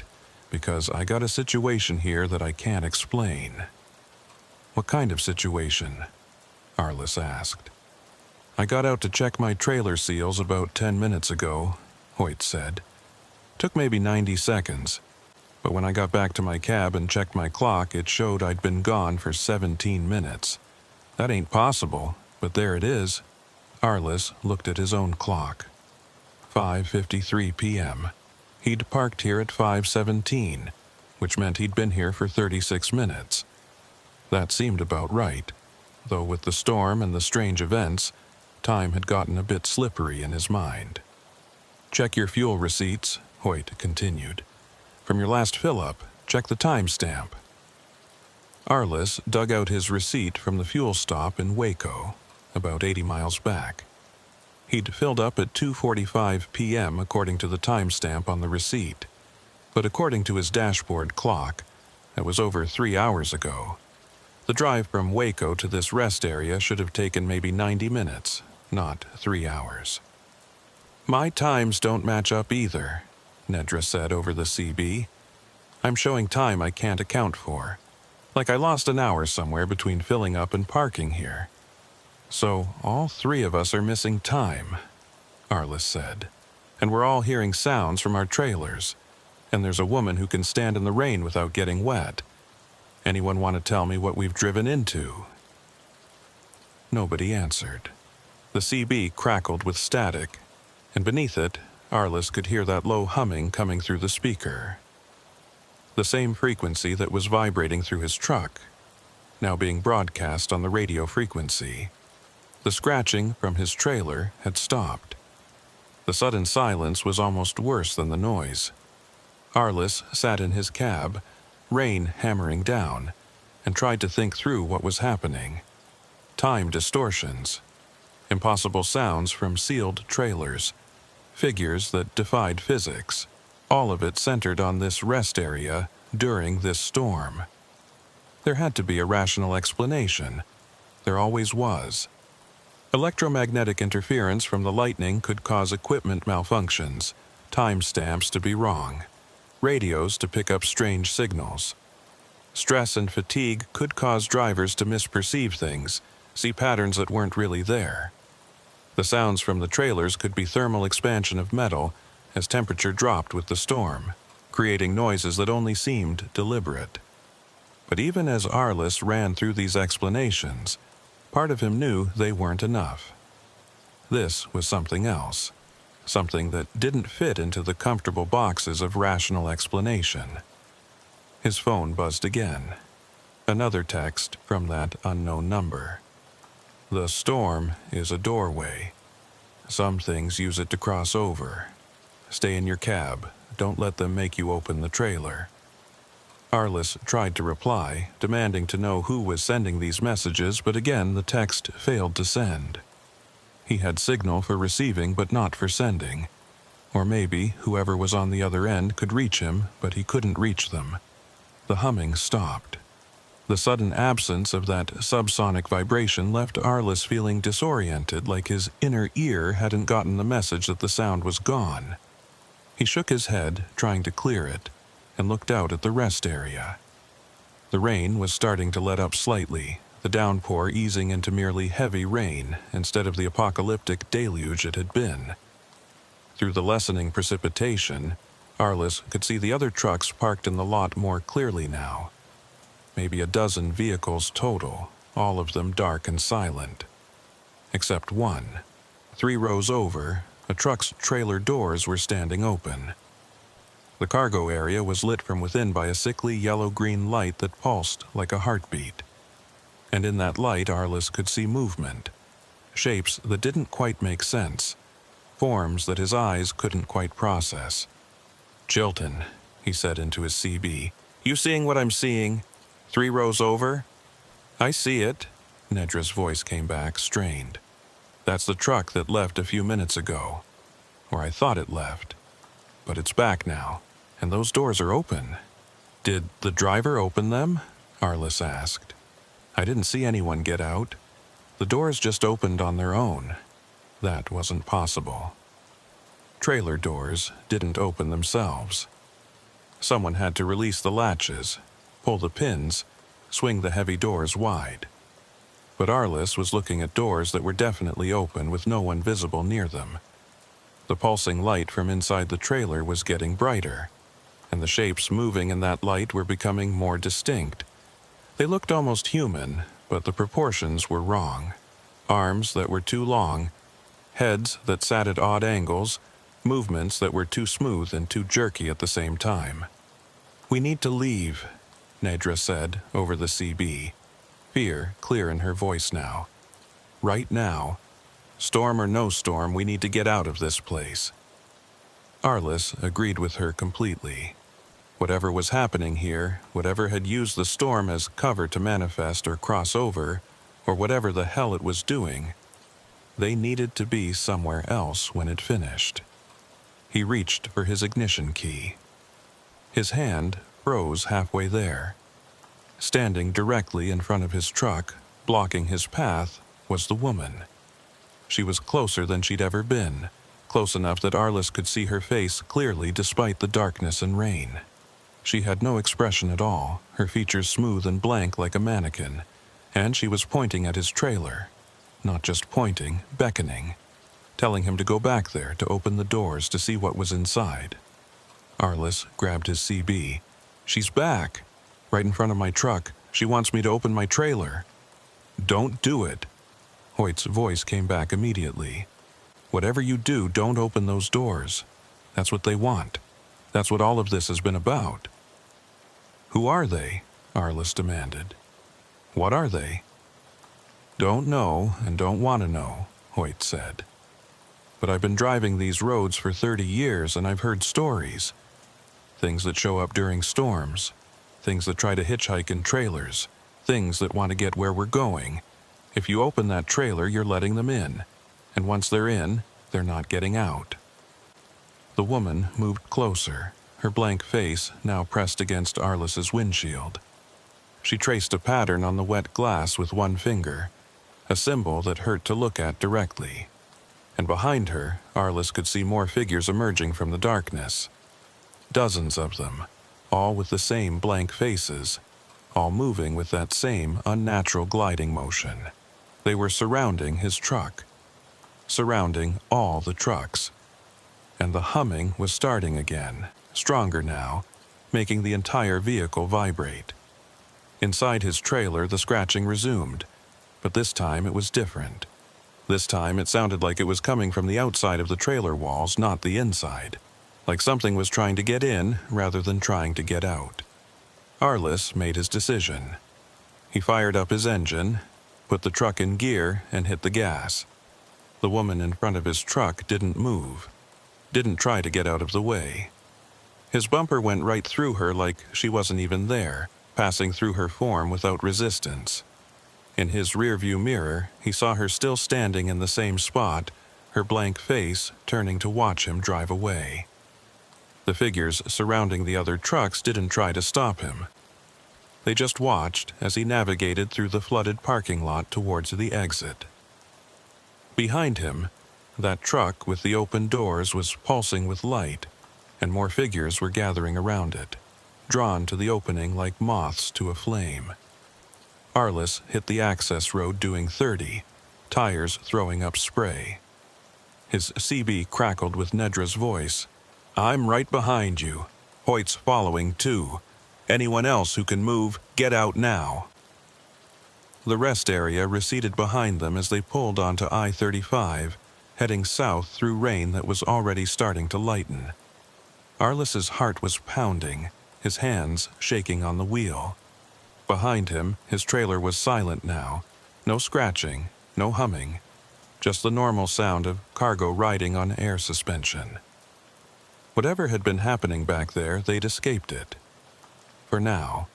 Arliss drove for 20 miles before his hands stopped shaking enough to trust himself on the highway. The rain had tapered off to a light drizzle, and the storm clouds were breaking up to reveal patches of dark sky. Other traffic was starting to appear on I-35, vehicles that had waited out the worst of the weather now getting back on the road. Everything looked normal, ordinary, like the last hour at that rest area had happened in a different reality. His CB crackled with Nedra's voice. "Beaumont, you still with us?" "I'm here," Arliss said, checking his mirrors to confirm the blue Kenworth was still behind him. "Hoyt?" "Right behind Chilton," the older driver confirmed. "We need to talk about what just happened back there. Pull off at the next truck stop and let's compare notes." Arliss saw a sign for a Flying J at the next exit, 5 miles ahead. "I'll meet you at the fuel islands. Give me a chance to check my trailer seals, make sure everything's still locked down." The truck stop was busy with drivers who'd sheltered from the storm, but Arliss found a spot at the diesel pumps and pulled in. Nedra parked next to him, and Hoyt pulled up on the other side. All 3 drivers climbed down from their cabs, looking shaken and exhausted despite only having driven a short distance. Nedra Chilton was a woman in her late 40s with gray streaks in her dark hair and the weathered look of someone who'd spent years behind a wheel. Hoyt Bramble was older, probably in his 60s, with a salt and pepper beard and eyes that had seen a lot of highway. They gathered near Arliss's trailer, and he could see both of them were as rattled as he felt. "First things first," Hoyt said. "Let's check those seals. Make sure they're still intact." Arliss walked to the back of his trailer. The bolt seal was still there, the numbered tag matching his paperwork exactly. No sign of tampering, no indication the doors had been opened. He checked the latches and pins, all secure. Whatever had been happening inside that trailer, it hadn't involved physical entry. Nedra and Hoyt checked their own trailers and reported the same results. Seals intact, doors secure, no visible signs that anything was wrong. But all 3 of them had heard those sounds. All 3 had felt that humming. All 3 had seen things at that rest area that shouldn't have been possible. "We need to report this," Nedra said. "Call the highway patrol. Tell them about that rest area. Other drivers are going to stop there." "And tell them what?" Hoyt asked. "That we saw ghosts? That our trailers were making impossible sounds? They'll think we're crazy." "They'll think we're crazy until someone else experiences it," Arliss said. "But we should report it anyway, at least get it on record." He pulled out his phone and dialed the Texas Highway Patrol non-emergency number. After a few minutes of being transferred between departments, he got someone who took his report seriously enough to write it down. "We'll send a unit to check out the rest area," the dispatcher said. "But I have to tell you, we've had 3 other reports tonight about that location. Drivers seeing things, hearing sounds, experiencing equipment malfunctions. Whatever's going on there, you're not the first to notice it." Arliss thanked her and hung up. 3 other reports. We're not the only ones. "That storm," Hoyt said. "It wasn't natural. Or Maybe it was natural, but something used it as cover. I've heard stories about things that show up during severe weather. Things that exist in the electrical discharge, in the electromagnetic fields, in the spaces between lightning strikes. That sounds like science fiction, Nedra said. Maybe, Hoyt agreed. But I've been driving these roads for 30 years, and I've seen things that don't fit into normal boxes. Weather phenomena that shouldn't exist. Places where your GPS goes haywire. Stretches of highway where time doesn't work right. Most drivers just write it off as equipment failure or fatigue, but sometimes it's more than that. Arliss thought about the text messages he'd received, the warnings from an unknown number. He pulled out his phone and checked his message history. The texts were still there, but when he tried to reply again, the messages bounced back as undeliverable, like the number didn't exist or couldn't receive incoming texts. I got messages, he said, showing them his phone. Warnings about not opening the trailer, about the storm being a doorway. Anyone else get something like this? Nedra checked her phone and shook her head. Nothing, but my phone was acting weird all during the storm. Losing signal, gaining signal, timestamps jumping around. Mine too, Hoyt confirmed. Lost about 40 minutes somewhere between Waco and that rest area. My GPS tracking shows me on the highway the whole time, but I can't account for where those minutes went.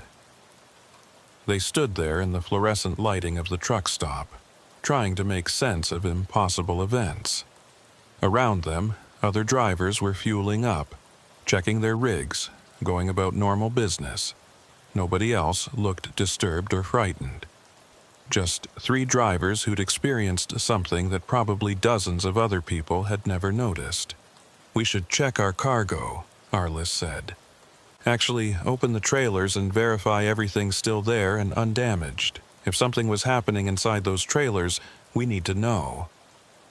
Nedra looked uncertain. After what happened at the rest area? After those things were trying to make us open our trailers? You want to actually do it? We're at a well-lit truck stop with dozens of other people around, Arliss pointed out. If something's wrong with our cargo, we need to know before we make our deliveries. Better to find out here than at the receiving dock. Hoyt nodded agreement. He's right. Plus, I'm not going another mile without knowing what's in my trailer. Been driving all night wondering if I'm hauling auto parts or something else entirely. They broke the seals on their trailers one at a time, Arliss going first. He pulled the pins, released the latches, and swung open the heavy doors. Inside, his cargo was exactly what it should be.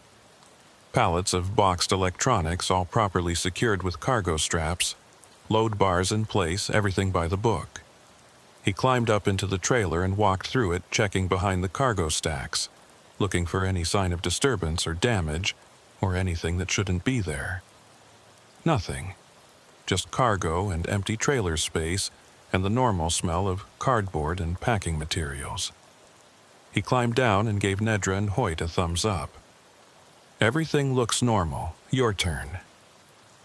Nedra's trailer held auto parts as she'd said, all properly packed and secured. Hoyt's was the same. Construction materials that matched his manifest exactly. 3 normal loads in 3 normal trailers. No sign of anything that could have made those sounds. No indication that anything unusual had happened. So what were we hearing? Nedra asked. If there's nothing in the trailers, where did those sounds come from? Maybe it wasn't about what was in the trailers, Hoyt said slowly. Maybe it was about what was trying to get in. Those things at the rest area, they wanted us to open the doors. Not to let something out, but to let them in. Arliss felt a chill despite the warm night air. You mean they wanted to hitchhike? Something like that, Hoyt said. I've heard stories from old-timers who drove in the 60s and 70s. Back then, before all the GPS tracking and satellite communications, drivers would sometimes pick up passengers they couldn't explain. People who'd be in the sleeper berth one minute and gone the next. figures that would show up in their mirrors but disappear when they looked directly. Most of them figured it was exhaustion or carbon monoxide, but a few swore they were hauling things that weren't quite human. "That's just urban legends," Nedra said, but she didn't sound convinced. "Maybe," Hoyt agreed, "but urban legends come from somewhere. And after what we just experienced, I'm less skeptical than I used to be." They sealed their trailers back up with new locks provided by the truck stop, documenting the seal numbers for their paperwork. Arliss felt better knowing his cargo was intact, but the mystery of the sounds remained unsolved. He'd heard them. They all had. Scratching, tapping, that low-frequency hum. If nothing in the trailers had made those sounds, then what had? They grabbed coffee at the truck stop restaurant and compared their routes. Nedra was heading to Houston, Hoyt to Austin, Arliss to San Antonio. All different destinations, but all of them on I-35 South. The same highway, at least for the next 100 miles. "I say we convoy," Hoyt suggested. "Stay together until we split off to our different destinations. Safety in numbers, and if anything else strange happens, at least we'll have witnesses." Arliss and Nedra agreed. They finished their coffee, topped off their fuel tanks, and got back on the highway just after 8 p.m. The storm had passed completely now, leaving behind clear skies and a nearly full moon that lit up the landscape. Traffic was moderate, a steady stream of vehicles moving south. For the first 50 miles, everything was normal. Arliss kept his speed at 65, Nedra running parallel in the left lane, Hoyt bringing up the rear about a quarter-mile back. The CB was quiet except for occasional chatter from other drivers, traffic reports and weather updates, and the normal discourse of life on the road. Then, at mile marker 215, Arliss's dashboard clock did something impossible. He glanced at it and saw 8:47 p.m. He looked back at the road, checked his mirrors, looked at the clock again. Now it read 8:51 p.m. 4 minutes had passed in what felt like seconds. He grabbed his CB. "Chilton, Bramble, check your clocks. Tell me what time you're showing." 8:51, Nedra responded immediately. "Same here," Hoyt confirmed. "Why?" "My clock just jumped forward 4 minutes," Arliss said. "Like I lost time but didn't notice." There was silence on the CB for a moment. Then Nedra said, "My fuel gauge just dropped 1/8 of a tank. That's not right. I filled up completely at the truck stop." "Mine too," Hoyt added. "Lost about the same amount. And my odometer is showing 3 miles more than the last marker I passed." They were losing time and fuel, gaining miles that didn't exist on the highway. The same phenomena they'd experienced at the rest area, now happening while they were moving. Arliss felt his pulse quicken. Whatever had been at that rest area, it hadn't stayed there. It was following them. "We need to check our trailers," Arliss said. "Pull off at the next exit and check the seals." "Last time we pulled off, things got bad," Nedra pointed out. "Maybe we should keep moving, get to a populated area before we stop." But the decision was made for them. Ahead, in the darkness, Arliss could see lights. Not headlights from oncoming traffic, but stationary lights alongside the highway. As they got closer, he realized it was another rest area, and it looked exactly like the one they'd fled from an hour ago. Same layout, same buildings, same gravel parking lot. "That's impossible," Nedra said over the CB. "We're 100 miles from that rest area. How can it be here?" "It's not the same one," Hoyt said. "It's another one. Or maybe it's the same one following us. I don't know anymore." The rest area signs were lit up, directing traffic to take the exit. But Arliss had no intention of stopping there. He kept his speed steady, preparing to drive right past it. Nedra and Hoyt did the same, all 3 trucks maintaining formation as they approached the exit. Then Arliss's trailer started making that sound again. The scratching, the tapping, the low-frequency hum that made his teeth ache. And in his rearview mirror, he could see figures standing at the rest area entrance. Dozens of them, all with those blank faces, all watching his convoy pass. "They're there," he said into the CB. "The same things from before. They're at this rest area too." "I see them," Nedra confirmed. "How are they following us? How are they everywhere?" "They're not following us," Hoyt said, his voice grim. "We're following them, or we're still in their territory. Maybe we never left." Arliss didn't want to believe that, but he couldn't shake the feeling that Hoyt might be right. The time distortions, the fuel loss, the repeating rest areas. Maybe they hadn't escaped at all. Maybe they'd driven deeper into whatever phenomenon had manifested during the storm. Mile marker 220 passed, then 225. Each marker seemed to take longer to reach than it should, like distance was stretching. Arliss checked his GPS and saw something that made his blood run cold. According to the satellite view, he was on I-35. But the route line was flickering, jumping back and forth between two slightly different paths, like there were two versions of the highway occupying the same space. "GPS is glitching," he reported over the CB, "showing me in two places at once." "Mine's doing the same thing," Nedra said. "And I'm picking up a weird signal on my CB. Channel 7, listen to this."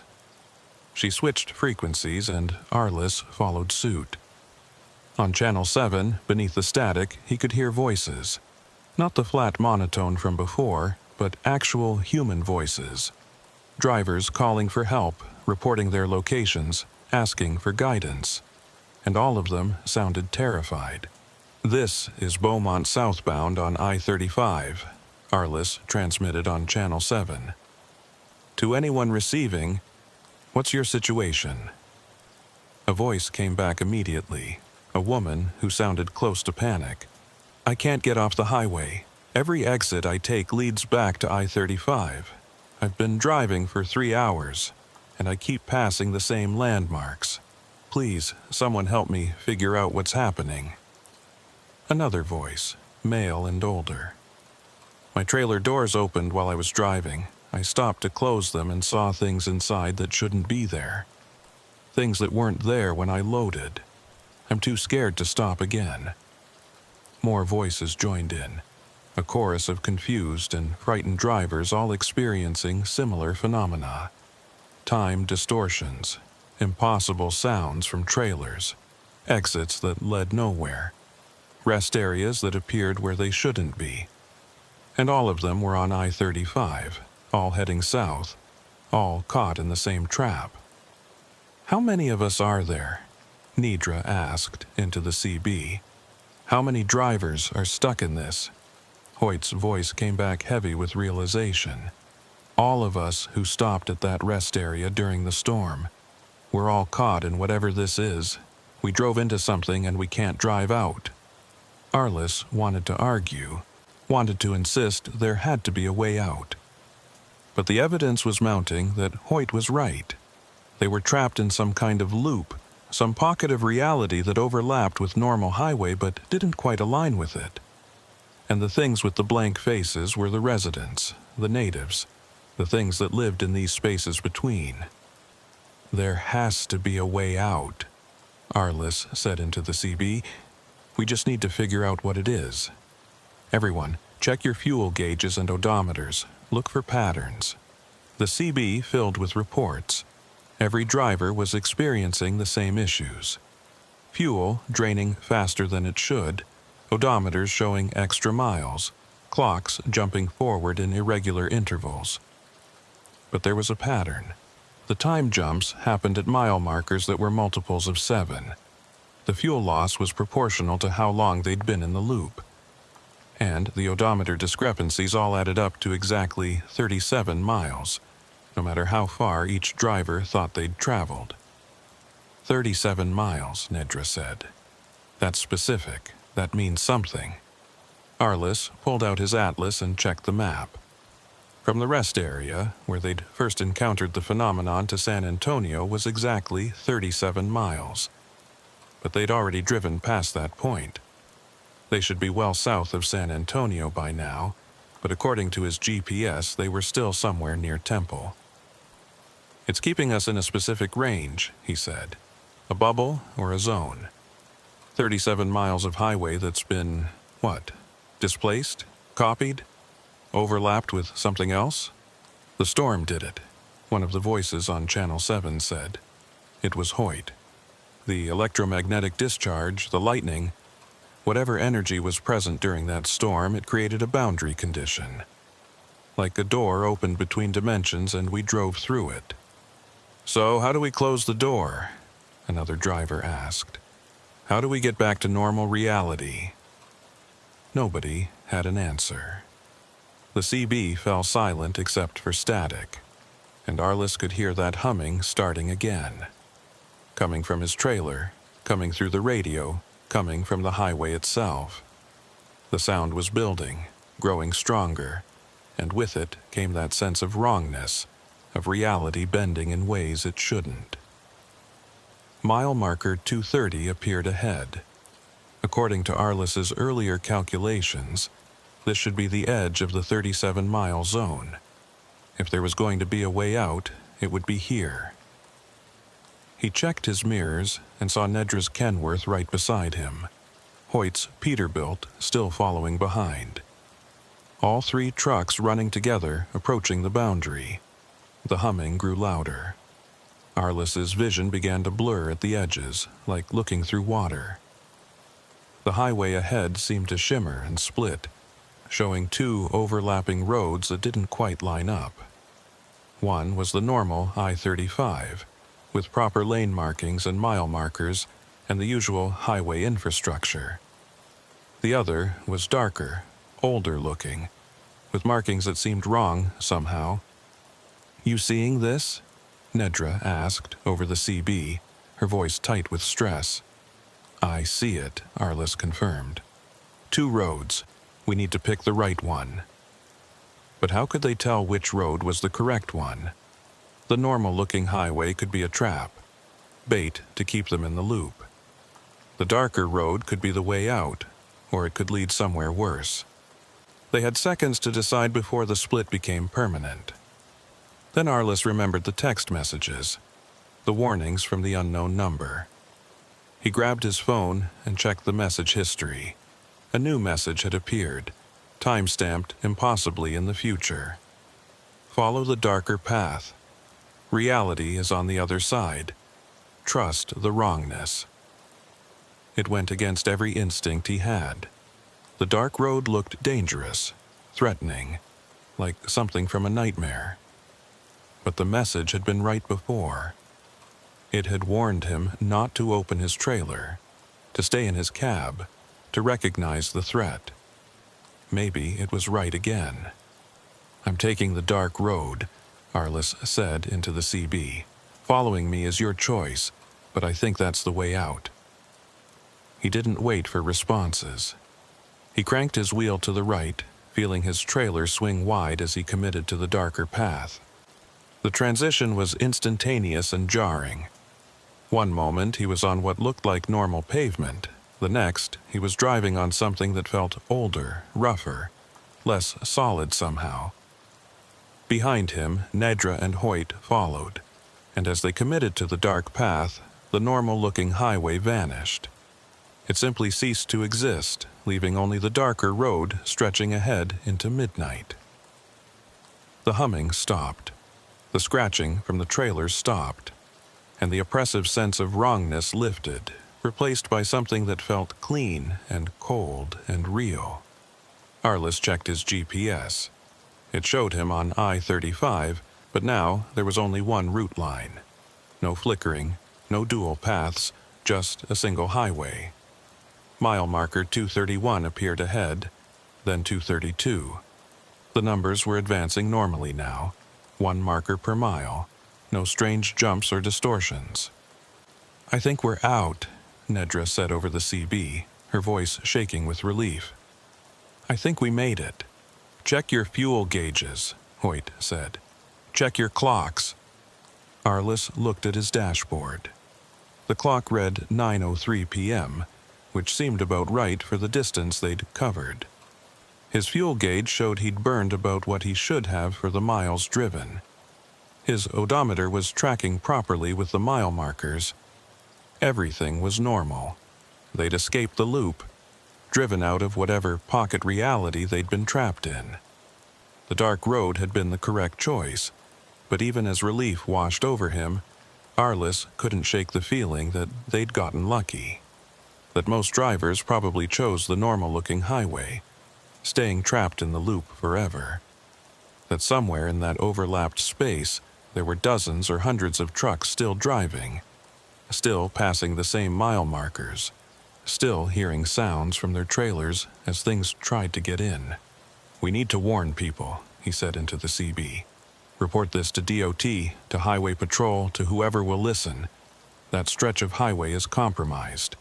Other drivers need to know." They drove through the night, heading toward their separate destinations, staying in contact on Channel 19. And Arliss made call after call, reporting what they'd experienced, trying to get someone to take it seriously. Most dispatchers were polite but skeptical. A few promised to send units to investigate. One told him that they'd received similar reports but had found nothing unusual at the locations described. How could they find something that only existed in certain conditions, during certain weather patterns, in spaces between normal reality? The phenomenon wasn't always there. It appeared and disappeared, trapped drivers and released them, followed its own logic that had nothing to do with highway engineering or meteorology. Arliss delivered his load in San Antonio just after midnight, on time despite the delays and detours. He called his dispatcher to report the successful delivery, and after some hesitation, he told her about the rest area incident. She listened without interrupting, then was quiet for a long moment. "You're not the first driver to report something like this," she finally said. "We've had 3 others this month alone, all on I-35, all during storms. Management doesn't want to make a big deal out of it because it sounds crazy. But between you and me, start avoiding that highway when weather looks bad. Take alternate routes. The company would rather have you late than have you vanish into whatever's going on out there." Arliss promised he would. He parked at a truck stop for his mandatory rest period, but sleep didn't come easy. Every time he closed his eyes, he saw those blank faces pressed against his windshield, heard that scratching from his trailer, felt that humming in his bones, and he kept thinking about the message on his phone. Trust the wrongness. Who had sent that? How had they known what was happening? Were there others out there who understood this phenomenon, who'd mapped it, who could see the boundaries between reality and whatever lay beyond? He needed to find out, because one thing was certain: he'd be driving I-35 again. He couldn't avoid it forever. And next time, he needed to be prepared. Needed to know what signs to watch for, what choices to make, how to navigate through spaces that shouldn't exist. The humming might have stopped for now, but Arliss had a feeling it was far from over. Arliss woke at 6 a.m. to his phone buzzing with a call from an unknown number. For a moment, he considered letting it go to voicemail, but something made him answer. The voice on the other end was female, middle-aged, speaking with the precise diction of someone who'd spent years on dispatch radios. "Mr. Beaumont, my name is Eola Fenwick. I'm a night dispatcher for Crossland Freight out of Oklahoma City. I understand you had an incident on I-35 last night. The kind of incident that doesn't make it into official reports." Arliss sat up in his sleeper berth, immediately alert. "How do you know about that?" "Because I've been tracking these incidents for 7 years, Iola said. "And because I was the one sending you those text messages. We need to talk, Mr. Beaumont. Somewhere private. Somewhere we can compare information without being overheard. Are you still in San Antonio? Yeah, Arliss said carefully, at a truck stop off I-10. There's a diner called Martha's about 3 miles from your location. Meet me there in an hour, come alone, and bring any documentation you have from last night. Fuel receipts, GPS logs, anything that shows the time and fuel discrepancies. She hung up before Arliss could ask more questions. He sat there holding his phone, debating whether this was a good idea. Meeting a stranger who somehow had his phone number and had been monitoring his movements. But she'd sent those warnings. She'd known what was happening before he did. That meant she had information he needed. He cleaned up, grabbed his paperwork, and drove his personal truck to the diner. Martha's was one of those old-style highway restaurants that had been serving truckers since the 50s, with a gravel parking lot and a neon sign that flickered in the early morning light. Only a few vehicles were parked outside this early. Inside, Iola Fenwick was waiting in a corner booth. She was in her early 50s with gray-streaked brown hair pulled back in a practical ponytail, wearing jeans and a flannel shirt that looked like they'd seen a lot of highway miles. Her eyes were sharp and assessing as Arliss slid into the booth across from her. "You escaped," she said, without preamble. "That's good. Most drivers don't, at least not on their first encounter. The fact that you chose the darker path shows good instinct." "How did you know to warn me?" Arliss asked. "How did you even know I was there?" Iola pulled out a laptop and opened it to show a map covered in colored markers. Red dots, blue lines, yellow zones, all overlaid on highway routes across Texas. "I monitor weather patterns, driver reports, GPS anomalies, anything that might indicate a manifestation. When that storm formed yesterday, I knew it had the right characteristics. Severe electrical activity, rapid pressure changes, specific wind patterns. The conditions were perfect for a boundary event." "A what?" "That's what I call them," Iola said. "Boundary events. Places where reality gets thin, where the normal rules stop applying. They usually form during extreme weather, in areas where there's already some kind of geographical anomaly. Underground water, magnetic deposits, intersection of ley lines if you believe in that sort of thing. The storm provides the energy, the location provides the anchor point, and something opens up. A door, a window, a crack in reality. Pick your metaphor." Arliss spread his paperwork on the table. Fuel receipts showing impossible consumption rates, GPS logs showing positions that jumped around, timestamps that didn't align with his dashboard clock. "So, what happened to us? We drove into one of these boundary events? More accurately, you drove into the space it created," Iola said, examining his documents. "These events don't just open doors, they create pockets, bubbles of altered space that overlay normal geography. You're still on I-35, but you're also somewhere else, somewhere that looks like I-35 but operates on different rules." "The 37-mile loop," Arliss said. "Why that specific distance?" "I don't know," Iola admitted. "Every boundary event has different characteristics, different sizes, different rules, different dangers. Some are just a few hundred yards. The one you encountered was 37 miles. I've documented one in Oklahoma that's over 90 miles. They're not consistent." She pulled up a database on her laptop showing dozens of incident reports. Dates, locations, driver testimonies, all cross-referenced with weather data and geographical information. It was comprehensive, professional, the work of someone who'd dedicated years to understanding this phenomenon. "How many drivers have been caught in these things?" Arliss asked. "Hundreds, probably," Iola said. "Most don't report it because they don't want to sound crazy. Some report it and get dismissed as fatigued or hallucinating. A few, like you, escape and want answers. Those are the ones I try to find and warn before they encounter another event." So this happens regularly? These boundary events are common? More common than anyone wants to admit, Iola said. I've documented 47 events in Texas alone over the past 7 years. Probably more that I haven't found. They form during severe weather, last anywhere from a few hours to a few days, then collapse.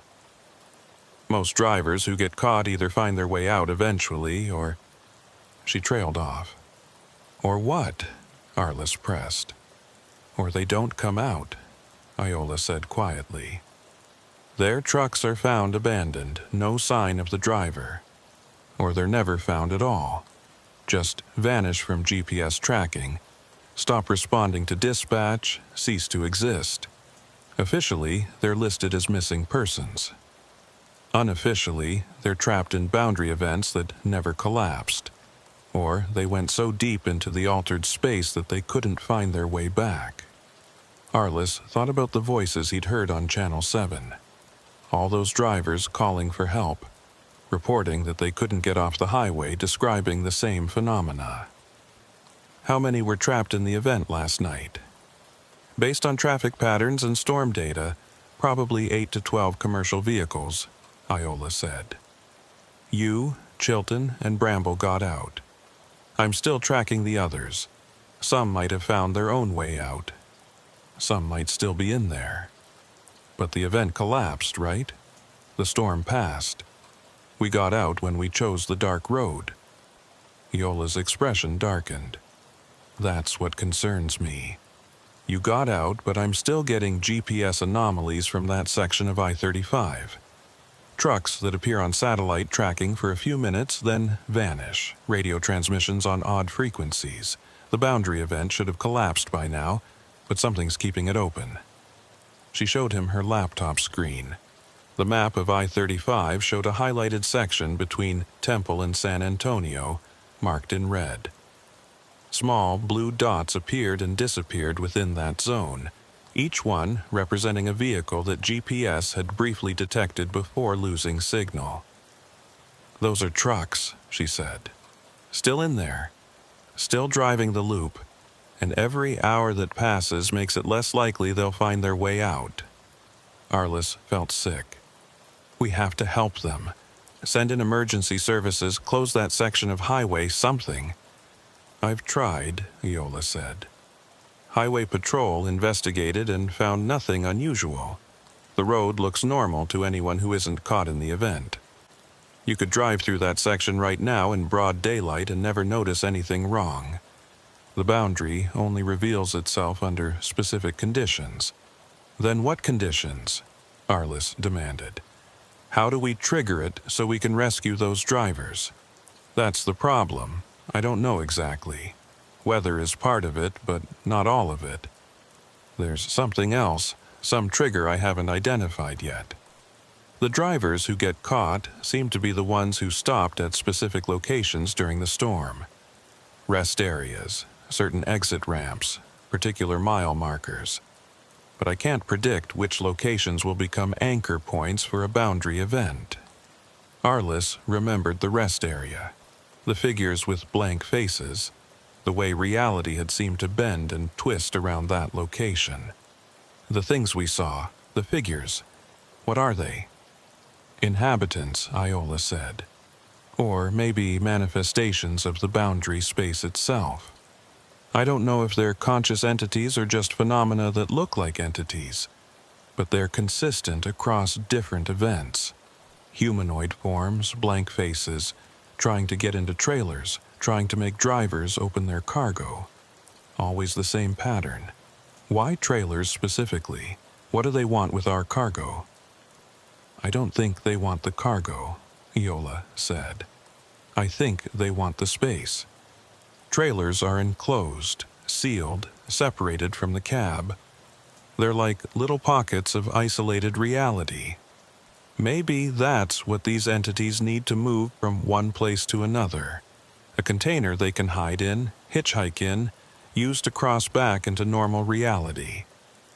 The thought made Arliss's skin crawl. So if we'd opened our trailers back at that rest area, You would have let them in, Iola confirmed, and they would have been there when you reached your destination, in San Antonio or Houston or wherever you were delivering, stepping out into normal reality, carrying whatever wrongness they brought with them from the boundary space. Jesus, Arliss muttered. So, every time a driver gets caught in one of these events and opens their trailer, they could be releasing something? Maybe, Iola said. Or maybe nothing happens and they just find their normal cargo. I don't have enough data. Most drivers who report these events don't open their trailers, either because they're smart enough not to or because they escape before it becomes an issue. The ones who do open their trailers usually don't report what they find, if anything. A waitress came by with coffee, and they ordered breakfast, falling into silence while she was nearby. When she left, Arliss leaned forward and lowered his voice. "What do you want from me? Why bring me here to tell me all this?" "Because you survived," Iola said, "and because you made good decisions under pressure. You didn't open your trailer. You recognized the warning signs. You chose the correct path when the highway split. Those aren't common traits, Mr. Beaumont. Most drivers panic or freeze or make the wrong choice. You did everything right. So what? You want to recruit me? Make me part of your research project." "I want you to be prepared," Iola said, "because you'll encounter another boundary event. Maybe not tomorrow or next week, but eventually. These things have a way of finding drivers who've been through them before. Like you've been marked, flagged by the system, put on a list of people who know about the boundaries. That's paranoid thinking," Arliss said. "Is it?" Iola pulled up another database on her laptop. "I've been tracking drivers who've had boundary encounters. 63 individuals over 7 years. 41 of them had multiple encounters, 22 had 3 or more. The recurrence rate is 87%. Once you've been in a boundary event, you're statistically likely to encounter another one." The numbers were stark and disturbing. Arliss thought about his schedule, all the runs he had planned for the next month. How many of them would take him through areas where boundary events could form? "How do I avoid them?" he asked. "You can't completely," Iola said, "but you can minimize risk. Avoid driving during severe weather when possible. Monitor weather patterns and route around high-risk areas. Stay away from rest stops during electrical storms. And most importantly, if you start experiencing the warning signs, time jumps, fuel anomalies, strange sounds from your trailer, get off the highway immediately and wait it out in a populated area." Their breakfast arrived, and they ate in silence for a few minutes. Arliss was processing everything Iola had told him, trying to reconcile it with his understanding of how reality worked. Part of him still wanted to believe there were rational explanations for everything he'd experienced. Equipment malfunctions, weather effects, fatigue-induced hallucinations. But the evidence was too consistent, too well documented. Iola had been tracking this for 7 years. She had databases full of incidents, patterns that repeated across different events, testimonies from dozens of drivers who'd experienced similar phenomena. This wasn't mass hysteria or coincidence. This was real. "The text messages you sent," Arliss said. "How did you know to send them exactly when I needed them?" "I didn't," Iola admitted. "I send warnings to every driver whose GPS shows them entering a high-risk zone during potential boundary conditions. Most of them never experience anything unusual and probably think I'm crazy. But for the ones who do encounter events, having that warning makes the difference between survival and not. You do this for free, just out of the goodness of your heart." Iola's expression hardened. "I do it because I lost someone. My husband, Tom. He was a driver, 23 years on the road, disappeared on I-35 8 years ago during a storm. Just vanished, truck and all. Never found, no explanation. officially listed as a missing person. But I know what happened to him. He drove into a boundary event and couldn't find his way out. I'm sorry, Arliss said, and meant it. That's why I started tracking these things, Iola continued. Trying to understand what happened, trying to make sure it didn't happen to anyone else. I can't save everyone, but I can warn people. I can give them information that might keep them alive. They finished their breakfast, and Yella handed Arliss a card with her contact information. Keep this. If you experience anything unusual on the road, anything that doesn't feel right, call me immediately. I maintain a network of drivers who've been through boundary events. We share information, warn each other about high-risk areas, help coordinate rescue efforts when drivers get trapped. Like Nedra Chilton and Hoyt Bramble? Arliss asked. Already contacted them both, Iola confirmed. They're part of the network now, same as you. We look out for each other because nobody else will. Arliss pocketed the card. What about the drivers still trapped in last night's event? Is there anything we can do? I'm working on it, Iola said. I have contacts at Highway Patrol, some retired officers who believe these events are real. They're going to try another investigation, maybe with specialized equipment that can detect the electromagnetic anomalies associated with boundary spaces, but it's a long shot. Keep me posted, Arliss said. If there's a way to help, I want to be part of it.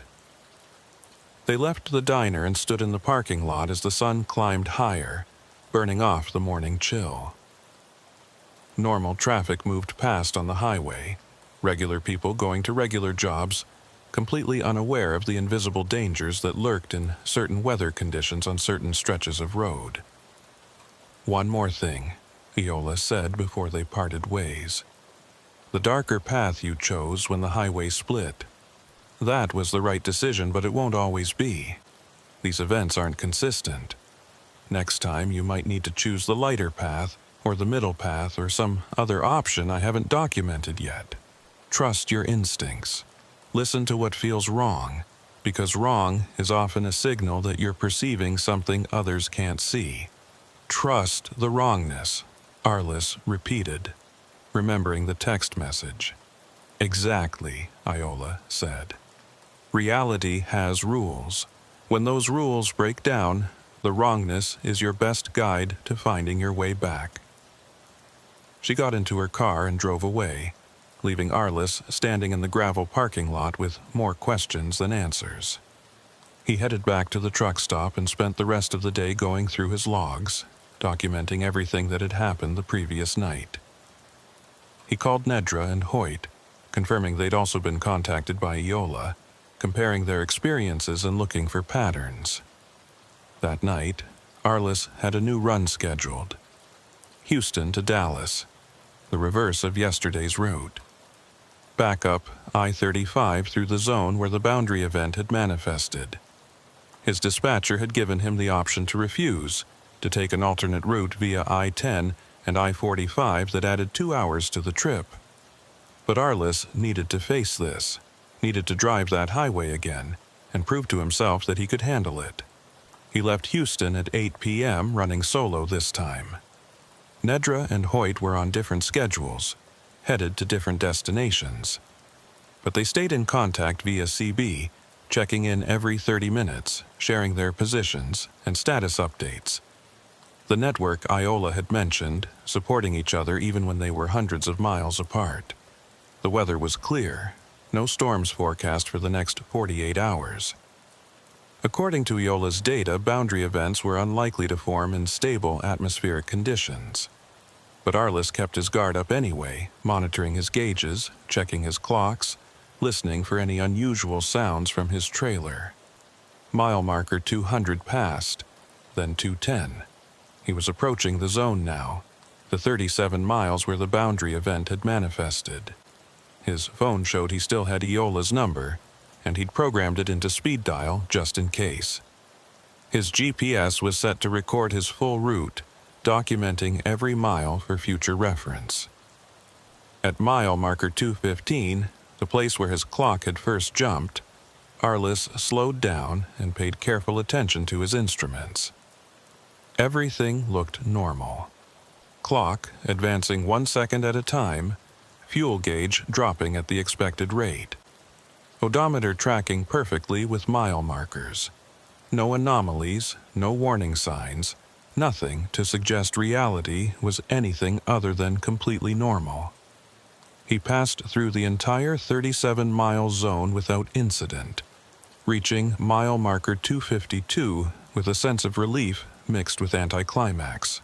Whatever had been there last night was gone now, either collapsed or dormant, or waiting for the next set of conditions that would trigger its manifestation. But as he approached Temple, where the original rest area had been, Arliss saw something that made him slow down. There were lights at the rest area. Not the sick yellow-green glow from before, but normal lights. And there were vehicles parked there, their shapes illuminated by security lamps. He almost kept driving. But something made him take the exit, pulling into the rest area that had been the starting point of last night's nightmare. In daylight, it had been ordinary. Now, at night, he needed to see if it was still ordinary, or if something had changed. The rest area looked completely normal. A few trucks parked in their designated spots, a couple of cars near the restroom building, everything exactly as it should be. Arliss parked at the far end and sat in his cab, watching and listening. No scratching from his trailer, no humming, no figures with blank faces standing in the shadows, just a quiet rest area on a clear night with normal people taking normal breaks from their normal drives. He climbed down from his cab and walked to the back of his trailer, checking the seal. Still intact, same number he'd put on in San Antonio. He put his hand against the metal of the trailer wall and felt nothing unusual. Just cold steel, normal vibrations from highway traffic, the familiar presence of cargo secured behind locked doors. A figure emerged from the restroom building and walked toward the parking area. For a moment, Arliss tensed, remembering those blank-faced entities from the Boundary event. But as the person got closer, he saw it was just a middle-aged woman in a company jacket, a legitimate driver taking a legitimate break. She noticed him and nodded in greeting. "Evening. Weather's nice tonight." "Yeah," Arliss agreed, relaxing slightly. "Real different from last night." "That storm was something else," she said. "I pulled off here to wait it out. Weird thing, though. I could have sworn I was only parked for about 30 minutes, but when I checked my clock afterward, I'd lost almost 2 hours. Must have dozed off without realizing it." Arliss felt his pulse quicken. "You were here last night, during the storm?" "Sure was. Why? Did you experience anything unusual? Strange sounds, time distortions, GPS glitches?" The woman gave him an odd look. "No more than you'd expect in a thunderstorm. Why? Did something happen?" Arliss studied her face, looking for any sign that she was hiding something or had experienced the Boundary event but was afraid to admit it. But she just looked confused by his questions, like she genuinely had no idea what he was talking about. "Nothing," Arliss said. "Just curious. Drive safe." He walked back to his truck, processing this new information. The woman had been at the rest area during the storm and had lost time, but she hadn't experienced the Boundary event itself, or at least she wasn't aware of it if she had. Maybe the event had only captured certain drivers, the ones who met some specific criteria. Or maybe she'd been on the periphery, affected by time distortions but not pulled fully into the altered space. Viola would want to know about this. Arliss pulled out his phone and sent her a text with the details. She responded within minutes. "Common pattern. Peripheral exposure. Driver experiences minor anomalies but no full Boundary encounter. Suggests the event had a core zone and outer layers with decreasing intensity. Good data." Arliss climbed back into his cab and continued north, leaving the rest area behind. He had a delivery to make in Dallas by morning, and despite everything that had happened, he was still a professional driver with a job to do. The boundary events were real and dangerous, but they weren't constant. Most of the time, the highways were just highways. Most of the time, reality worked the way it was supposed to. But now, Arliss knew the truth. Knew that under the right conditions, in the right places, reality could bend and break and create spaces where the normal rules didn't apply. Knew that there were things that lived in those spaces, or used them, or were created by them. Knew that some drivers never made it back from their encounters with these phenomena. And he knew he'd been lucky. Lucky to have received Iola's warnings. Lucky to have made the right decisions. Lucky to have escaped when dozens of others hadn't. The rest of the drive was uneventful. Arliss delivered his load on time, filed his paperwork, and took his mandatory rest period. But before he slept, he pulled up Iola's database on his phone, the one she'd given him access to after their meeting. He spent an hour reading through incident reports looking for patterns, trying to understand the logic behind these boundary events. The more he read, the more disturbed he became. The events were increasing in frequency. 7 years ago, when Iola started tracking them, she documented maybe 5 or 6 per year across all of Texas. Last year there had been 47. This year was on track to exceed 60. Something was changing. The boundaries between realities were getting thinner, the events were lasting longer, and more drivers were getting caught in them. Iola's database included projections based on the trend data, and they weren't encouraging. If the pattern continued, within 5 years boundary events might become common enough that every driver would encounter one eventually. Arliss closed the database and lay back in his sleeper berth, staring at the ceiling. He thought about Tom Fenwick, Iola's husband, who disappeared into a boundary event 8 years ago. Thought about all the other drivers who were listed as missing, who'd vanished from GPS tracking, whose trucks were found abandoned with no sign of what had happened. Were they still out there somewhere? Still driving through altered spaces, trapped in loops, unable to find their way back to normal reality? Or had they found exits that led to places even worse than the boundary events themselves? These were questions Arliss didn't want to contemplate. But he knew he'd have to eventually. Because Iola was right. He'd encountered a boundary event once, which meant he'd encounter others. The highway had marked him somehow, flagged him as someone who knew about the boundaries and could navigate them. And that meant the next time he drove through a storm, the next time weather conditions aligned just right, he might find himself pulled back into that altered space, back into the 37-mile loop, or into a different boundary event with different rules and different dangers.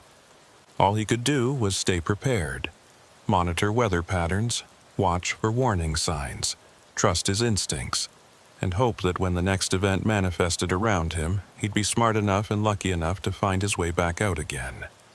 The humming might have stopped for now, but somewhere on I-35, in that 37-mile zone, other drivers were still trapped, still driving the loop, still hearing sounds from their trailers as things tried to get in. And Arliss had a feeling it was only a matter of time before he joined them again. 2 months passed without incident. Arliss ran his regular routes, avoided driving in severe weather, and stayed in constant contact with Iola's network. He heard from Nedra weekly, comparing notes and sharing information about routes they'd driven. Hoyt checked in less frequently but always responded when Arliss reached out. They'd become a loose community of drivers who understood what most people couldn't see. Then, in early January, Arliss got a call from Iola at 3 a.m. Her voice was urgent, stripped of its usual measured calm. "I've got 6 drivers trapped in a boundary event on I-35. Same zone as your incident, but this time it's different. The event isn't collapsing.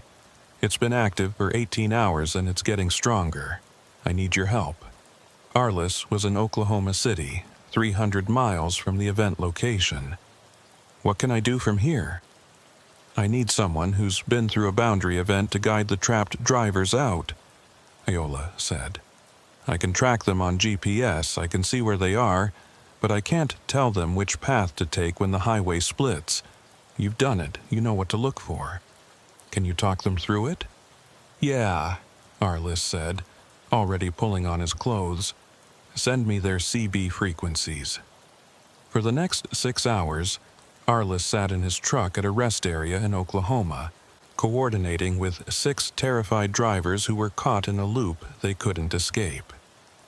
He walked them through the warning signs, helped them identify the moment when the highway would split, and guided them toward the darker path that had saved him 2 months earlier. 5 of the drivers made it out. They followed his instructions, chose the right path, and broke free of the boundary event. But the 6th driver, a woman named Patricia Moreland, panicked when the highway split. She chose the lighter path, the one that looked safer and more familiar. Arliss listened on the CB as her voice grew more distant, more confused, describing scenery that didn't match any highway he knew. Then static and silence, and no matter how many times he called her truck number, she didn't respond. She's gone, Iola said when Arliss finally gave up trying to reach her. GPS shows her signal disappeared completely. No trace, no position, nothing. She went somewhere the satellites can't see. Where? Arliss demanded, though he already knew Iola didn't have an answer. I don't know. Somewhere deeper. Somewhere worse than the boundary events we can track. I'm sorry, Arliss, you did everything right. She just made the wrong choice. Arliss sat in his truck and stared at the CB radio, thinking about Patricia Moreland driving through spaces that didn't exist, trapped in a reality that had nothing to do with I-35 or Texas or any place that appeared on maps. He wondered if she'd keep driving forever, or if eventually her fuel would run out and she'd be stranded in whatever impossible landscape she'd chosen. The experience shook him. Helping 5 drivers escape felt like a victory, but losing Patricia felt like a failure. He couldn't shake the feeling that if he'd said something different, explained the choice better, been more persuasive, she might have made it out. You can't save everyone, Iola told him when they debriefed later that week. I learned that the hard way with Tom. Sometimes people make choices we can't control. Sometimes the boundaries take what they want, and there's nothing we can do about it. But Arliss kept trying anyway. Over the next year, he helped guide 17 more drivers out of boundary events.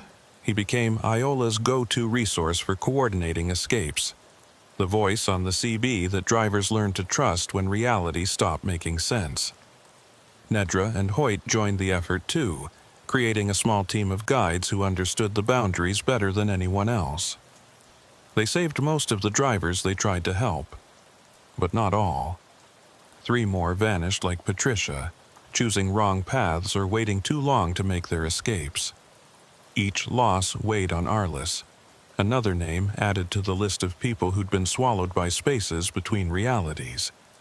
The boundary events kept increasing in frequency, just as Iola's data had predicted. By the end of the year, Arliss had personally experienced 4 more events, each one different from the last. Different sizes, different rules, different manifestations of whatever intelligence or force created these pockets of altered reality. He learned to navigate them by feel, by instinct, by trusting the wrongness that indicated where normal reality lay.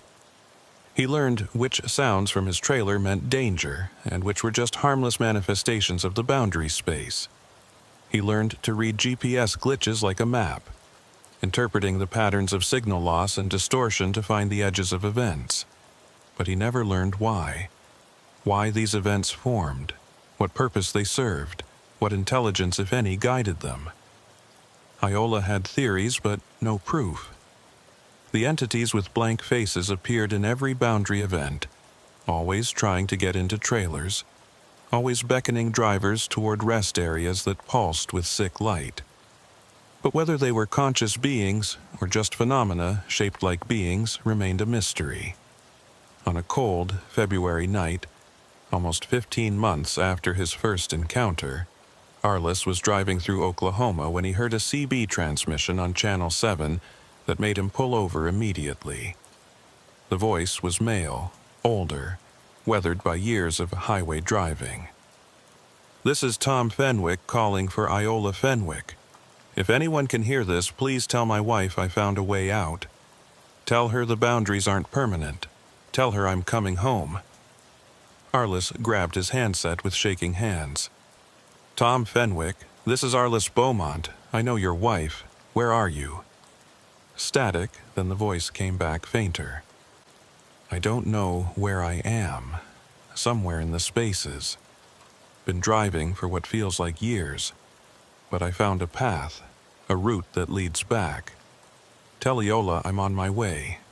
Tell her." The transmission cut off. Arliss tried to respond but got only static. He immediately called Iola, told her what he'd heard. The silence on the other end of the line lasted so long he thought the call had dropped. "That's impossible," Iola finally said, her voice thick with emotion. "Tom disappeared 8 years ago. Even if he was still alive somewhere in a boundary space, even if he found a way back, the time differentials, he'd be decades older. It can't be him. It was him," Arliss insisted. "The voice, the way he spoke, he knew your name. He said he was coming home. Time doesn't work the same in the boundary spaces," Iola said quietly. "Maybe for him it's only been months instead of years. Maybe the reverse. Maybe he's been trapped for decades from his perspective. I don't know. But Arliss, if there's even a chance, I'll watch for him," Arliss promised. "I'll put out the word to the network. If Tom Fenwick shows up anywhere, we'll know." But weeks passed with no further transmissions. No truck matching Tom's description appeared on any highway. No GPS signals that could be traced to his vehicle. Just that one transmission. That one moment of contact across whatever boundaries separated normal reality from the spaces where lost drivers roamed. Iola never stopped watching for him. She monitored every frequency, tracked every GPS anomaly, investigated every report of strange CB transmissions. But Tom Fenwick remained lost, somewhere in the spaces between, either unable to complete his journey home or trapped in a loop that made him think he was making progress when he wasn't. Arliss continued driving, continued guiding trapped drivers out of boundary events, continued documenting the phenomena for Iola's ever-growing database. He accepted that this was part of his life now, part of what it meant to be a professional driver in a world where reality had thin spots, and storms could open doors to impossible places. Some nights, when he was driving through dark highways under storm clouds, he'd hear those sounds from his trailer. The scratching, the tapping, the low hum that vibrated through steel and bone. And he'd remember that first night at the rest area, the figures with blank faces, the choice between light and dark roads. He never opened his trailer during those moments, never pulled over at rest areas that felt wrong, never chose the path that looked safer when highways split. He'd learned to trust the wrongness, to follow the instincts that kept him on the side of reality, where maps made sense and mile markers advanced in order. But he knew that somewhere out there, on highways that didn't appear on any GPS, other drivers were still trapped, still running their loops, still hearing sounds from their trailers as things tried to get in. Patricia Moreland, Tom Fenwick, and hundreds of others who'd made wrong choices or been caught by events they couldn't escape. And every time Arliss saved a driver from a boundary event, every time he guided someone back to normal reality, he thought about the ones who were still out there, still driving, still hoping to find their way home. The humming never really stopped. It just got quieter. waiting in the spaces between mile markers, between reality and whatever lay beyond, waiting for the next storm, the next set of conditions that would thin the boundaries and create new pockets where the normal rules didn't apply. Arliss learned to live with it, to drive through it, to help others survive it, because that's what drivers did. They kept moving forward, no matter what the road threw at them, even when the road itself became something that shouldn't exist. On a warm spring morning, Arliss was fueling up in San Antonio when his phone buzzed with a message from Iola. Just 3 words. Tom came home. Arliss called her immediately. "What happened? Where was he?" "He showed up at our house last night," Iola said. And he could hear the tears in her voice. "Just drove up in his truck, like he'd been gone a week instead of 8 years.